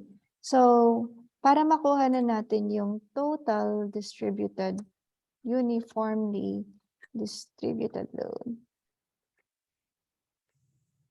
This is equal to yung given na load plus self-weight. Okay? So, yung given load natin is 20 kilonewton per meter plus ang self-weight natin, we calculated that as 1.069 kilonewton per meter. Ang total distributed load natin is 21.069. So, ipag-a-add mo lang siya kasi same lang naman siya na all over the location. And then, we could solve na for deflection. So, ang deflection natin is,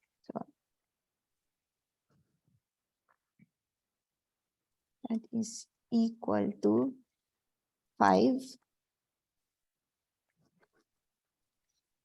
W natin is 21.069. L to the fourth, yung L natin is 10 meters. Pero since naka Newton per millimeter tayo, so kilonewton per meter actually is equivalent to Newton per millimeter kasi times 1,000 over 1,000. Gets? Kasi magka-cancel lang sila kasi yung kilonewton to Newton times 1,000. Pero since yung millimeter, yung meter natin, i-convert din natin to millimeter divided by 1,000 ulit. So, this is also equivalent to Newton per millimeter. Okay? Okay po. Ayun. So, para hindi na humaba. Kasi ganun din siya. Okay? Times 10 meters. Pero, i-convert natin to sa millimeter kasi naka-Newton millimeter na tayo. So, times 1,000. And this is raised to 4. So, yan na yung 5W L to the 4th over EI natin. So, kinonvert natin siya sa Newton millimeter kasi mostly ang I natin is millimeter to the 4th and yung E natin is in GPA which can be also converted into Newton millimeter. Okay. Wait lang ha, may tumatawag. 1 minute again, sorry. Hindi po.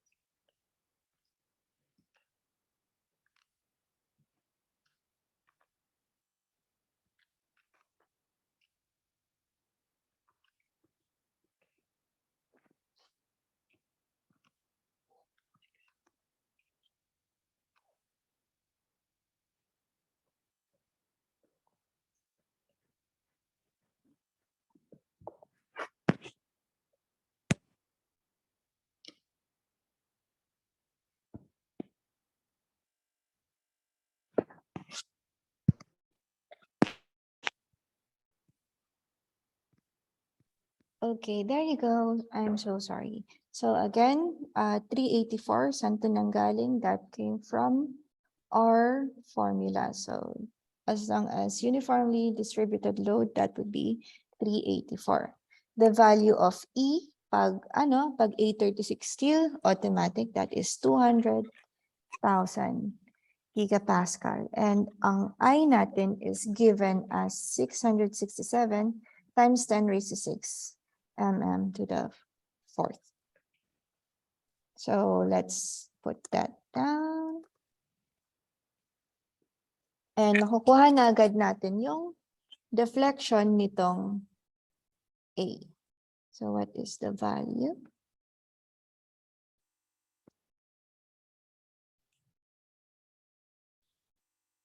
Wait. That is only for the distributed load. So, kailangan pa nating idagdag yung 4 kilonewton nating concentrated load. So, we also have PL cube all over 48 EI again. So, let's put that here.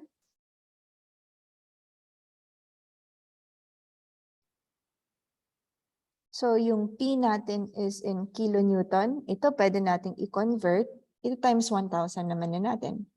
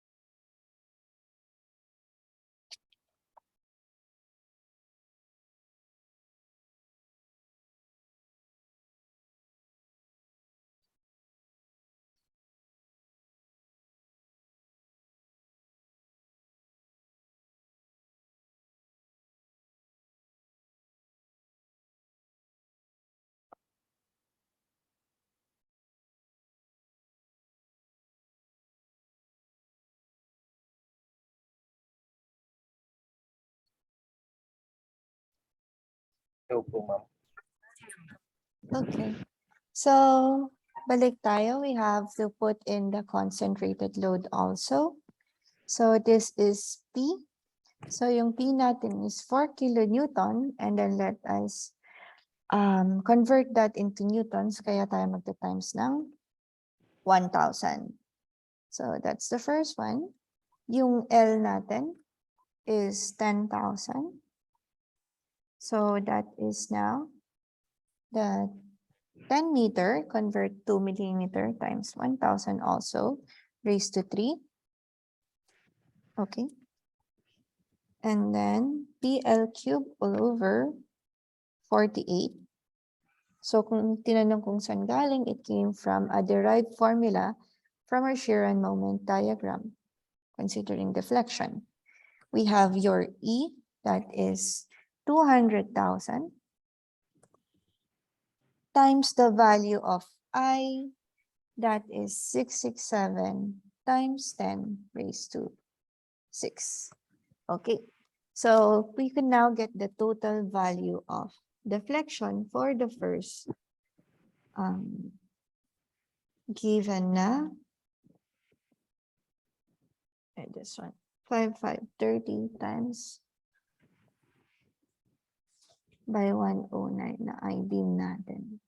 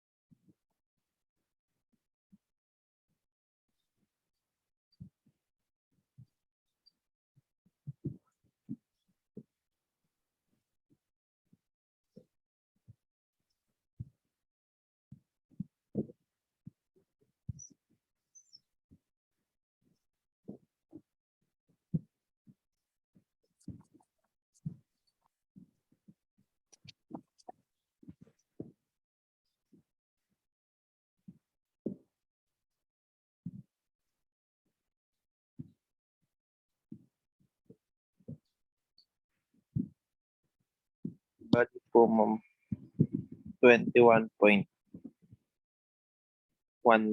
po. 21.19.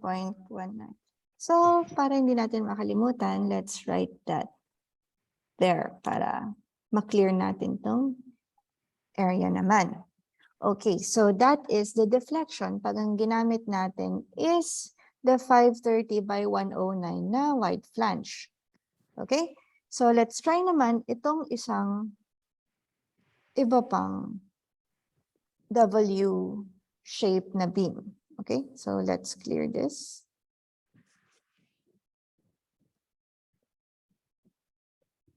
Again, we have our uniformly distributed load. So the first thing we do is we compute for the self weight in kilonewton. So this would be 101.2 kilogram per meter times 9.81 divided by 1,000.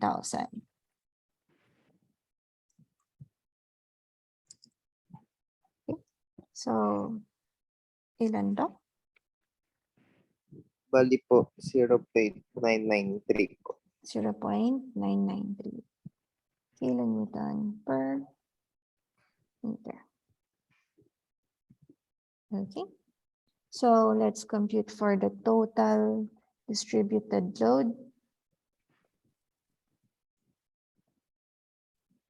So meron tayong 20 kilonewton per meter plus the self-weight. This is 0.993 kilonewton per meter also. And equal na siya sa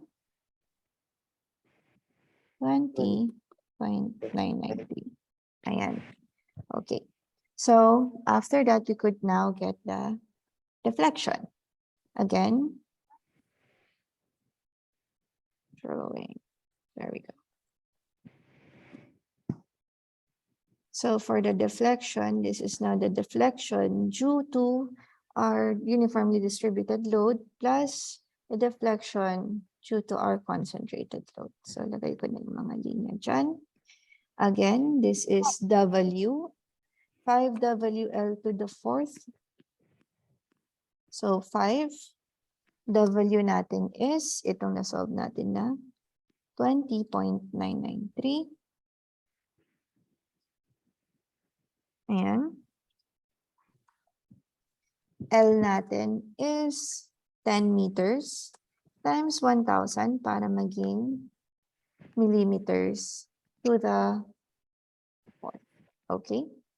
Over 384, that is our formula, times E. So that is 200,000 times our inertia, which is 617 times 10 raised to 6. Okay, So this is for our uniformly distributed load. Let's not forget, we also have our point load. So our concentrated load at midspan, this is PL cube all over 48 EI. Okay? And then P natin is 4 kilonewton. So this is 4 kilonewton. Let's convert that to Newton. So times 1,000. L to the fourth, that is 10 meters times 1,000 para maging millimeter. And then this is raised to 3 over 48. E natin again is 200,000 times I, that is 617 times 10 raised to 6. So that is EI. Makukuha na kaagad natin yung deflection.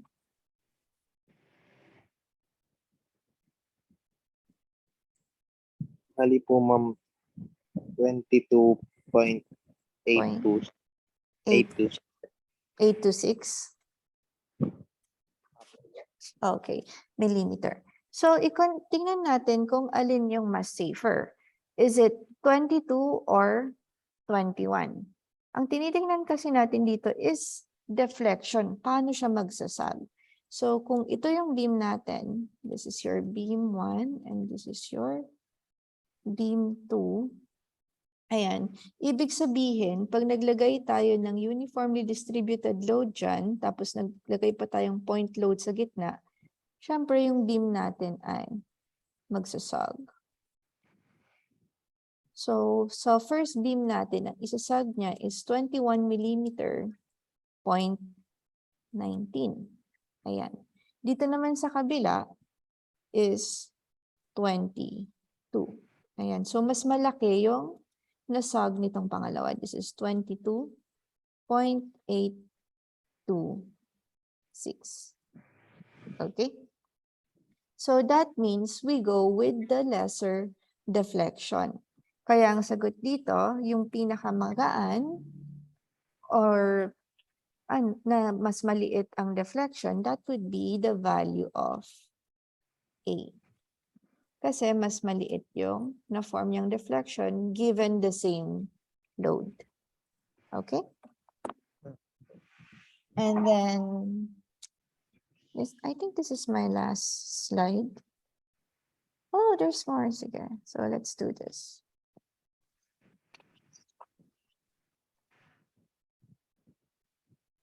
Do you have to copy this or I could erase it now? Okay na po. Nasulat. Okay. So let's clear that and let's go to our next slide.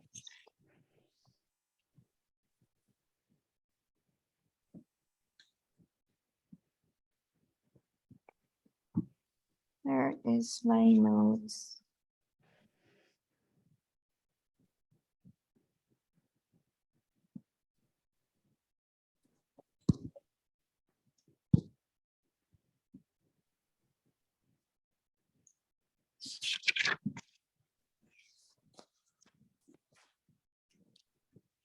Loading.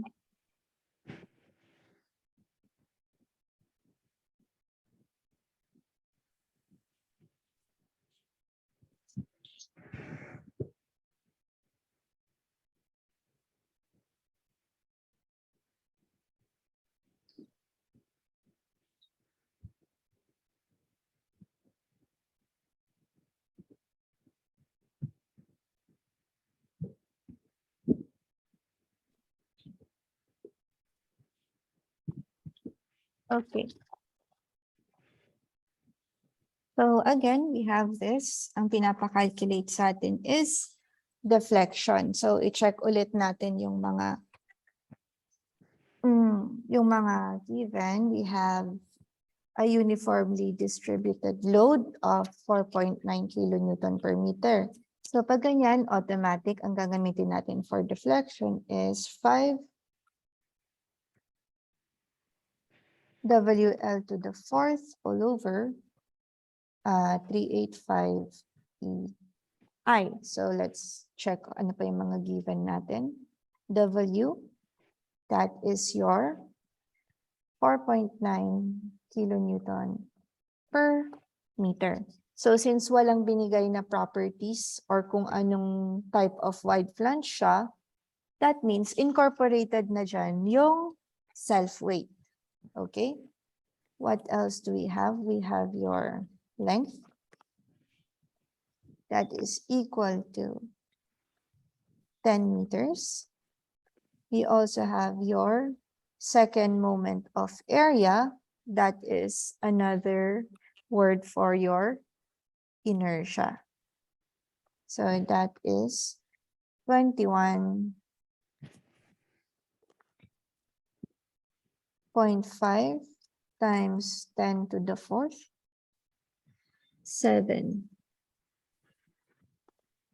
raised to 7 yan. To the fourth. And you also have your Young's modulus of elasticity.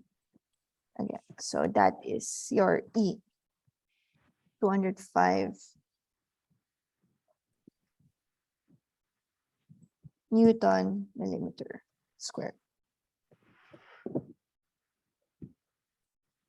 Okay, so do we need this, the 152 and the 457? No. Kasi everything we need to calculate for deflection is found here.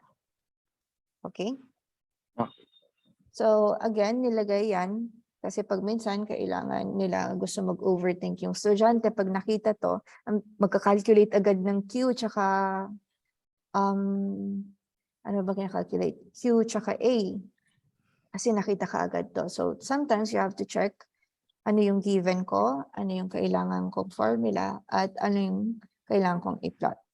So for there, pwede na tayong dumirect. We have your deflection. Yan. Is equal to 5WL to the fourth over 385 EI. So here, everything is given. We have 5 times W natin is 4.9 kilonewton per meter. We could convert that to newtons per meter, per millimeter, pero same lang din kasi times 1,000 divided by 1,000. Okay? Times our length. L natin is 10 meters na naman, times 1,000 to make it millimeter. And erase natin siya sa 4. So that is our 5WL to the fourth. Let's go to the divisor. We have 385. That is our formula. E, instead of 200,000, this is 205. Newton per mm squared. That is E. And lastly, we have our inertia, or the second moment of area. That is 21.5 times 10 raised to 7 millimeter to the fourth. So, yun agad, makukuha mo na yung deflection nang walang iniisip na ibang formulas. Okay? So, ano yung value nito? Bali po, ma'am, 14.438 po. 438. Okay. So, that is 14.48 millimeter. And yung kanina, I think may nakalimutan tayo ulit. Let's go back. Which beam can be used if deflection governs over the allowable deflection? L of 1 over 360 of span. So, i-check natin. Yung unang deflection natin is 21.19, tama? And the second deflection natin is, ilan yun? 22.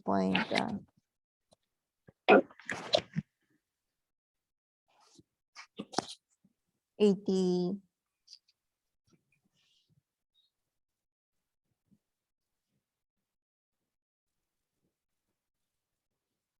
Ilan yan? 22.83? Tama ba? Wait lang. Opo, ma'am. Okay. And then check din natin to. So we have the third one, we have 14.438. Yan. So, pag sinabi kong, pag giniven sa atin yung allowable deflection, so that is 1/36 of span, that means the length mo times 1 over the 360. So that is then 10 divided by 360. Ilan to?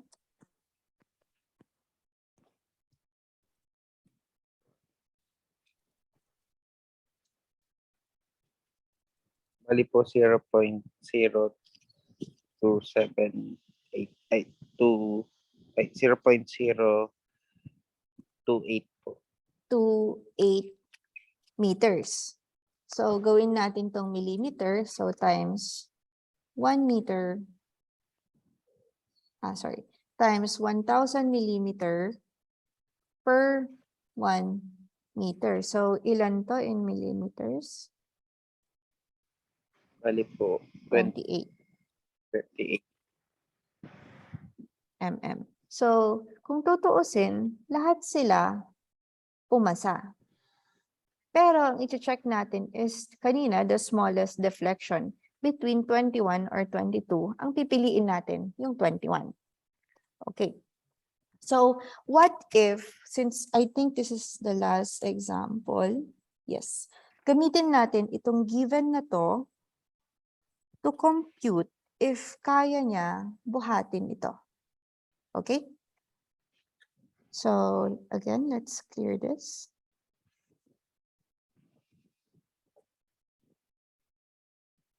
Ayan. So, meron tayong moment of inertia, Young's modulus. Ilagay natin naman itong 20 kilonewton per meter and 4 kilonewton. So, sulat natin dito. We have a 4 kilonewton concentrated load, P, and a 20 kilonewton per meter na uniformly distributed load. And let's check. So gawin ulit natin yung ginawa natin kanina. We have our deflection.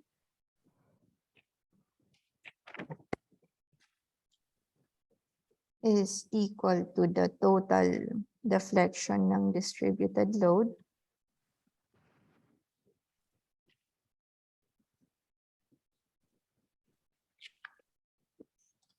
plus the total deflection of the concentrated load.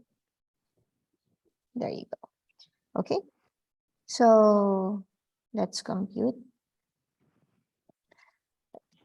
Let's consider this yung self-weight niya na lang. So distributed load total would now be equal to 20 kilonewton per meter plus 4.9 kilonewton per meter. So, ang total distributed load natin is 24.9 kilonewton per meter.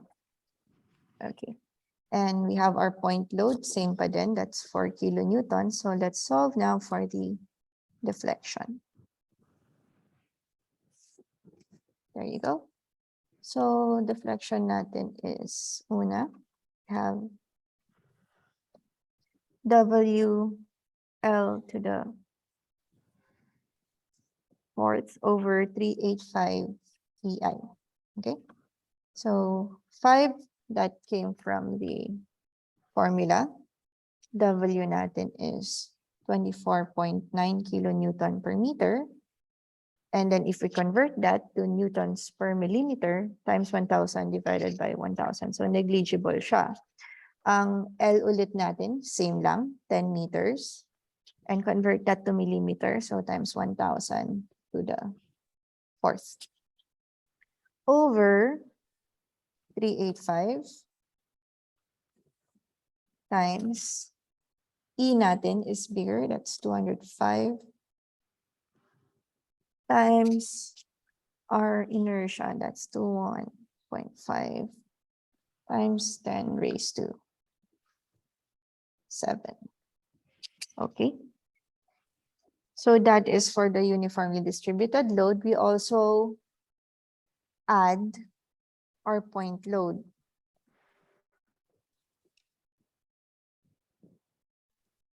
So P natin is 4 kilonewton. So 4 plus i-convert natin to Newton. So times 1,000.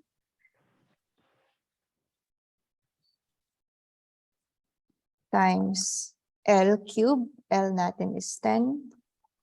Convert that to millimeter raised to 3 over 48 times E is 205,000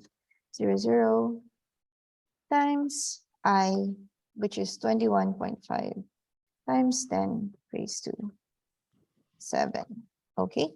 And we could compute for the total deflection ng panibagong beam na to. And then let's compare kung alin yung pinakamatibay sa kanila.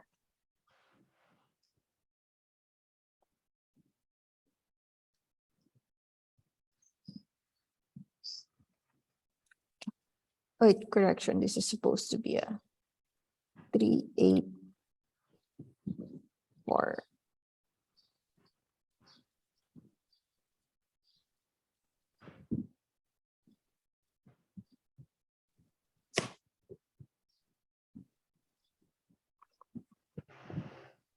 But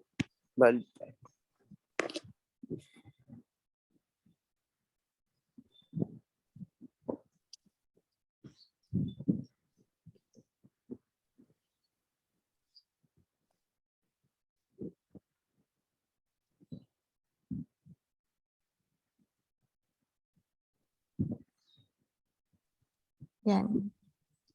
bali po ma'am, 75.451 po. 75.451.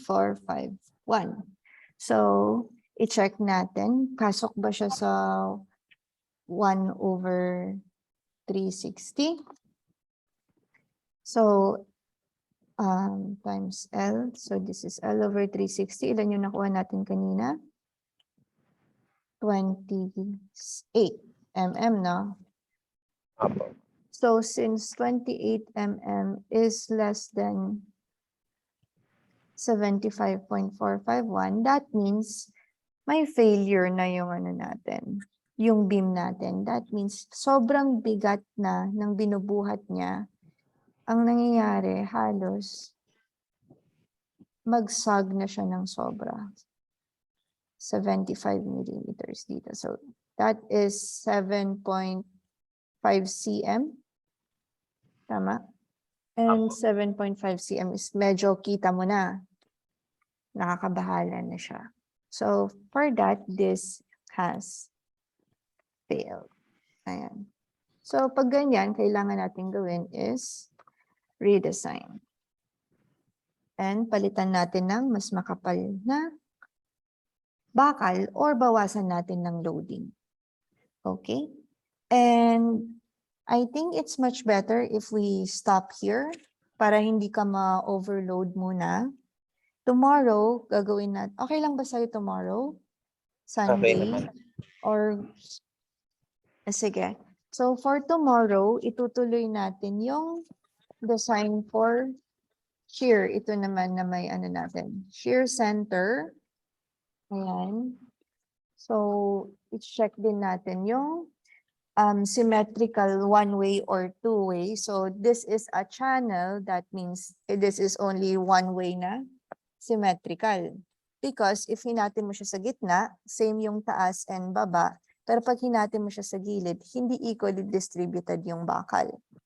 Not like our I-beam wherein pag hinatin mo siya sa gitna, same lang. Pag hinatin mo rin siya vertical, same lang yung bakal na ma-distribute. So, let's have that tomorrow. And also, your other lecture na sinend, which is the combined forces and complex. So, let's continue that tomorrow. Inasa ko nila tita mo to give you an assignment. So, I'll send mamaya some sample problems for computing deflection and nominal shear, and then let's discuss it tomorrow when we continue our lecture. Okay lang? Okay lang po, ma'am. Okay. So, kumusta naman ang first day? Did this help or alam mo na to dati? Kumusta yung pacing? Are we too slow, too fast? Para alam kong adjust for our next lecture. Okay naman po, ma'am. Nakakasunod naman po. Hindi ka nababagalan or parang alam ko na to, tinuro na to sa amin, ganun, or okay pa naman. Okay naman po, ma'am. Okay. Gets naman po. Okay, sige. So, ayun, it's much better if you prepare na your cue cards para if ever halimbawa may bigla kayong surprise quiz, ganun. Even if I'm not online, makikita mo kaagad yung mga kailangan mong formulas para makatulong. Okay. And tomorrow we'll also discuss the web yielding and crippling. So again, ang hahabang formula nito, pero as long as we know where to use them and ano yung ibig sabihin ng mga R, TW, FYW, ganun. Mas madali na lang siyang sundan. Okay. And I think that is it for today. I will see you tomorrow. Do you have any questions? Wala naman. Wala naman. Sige. If ever, do you have your assignment na ipapa-check? Para I see. Pa-send na lang ako sa GC natin sa Facebook para we could go over it, i-check natin kung tama or kung may babalikan tayo if ever may need ka ng help. Ayun. Sige po. Okay. So thank you so much and have a great Saturday. Bye-bye. Thank you din po, ma'am. Okay. You're welcome. And I'll stop the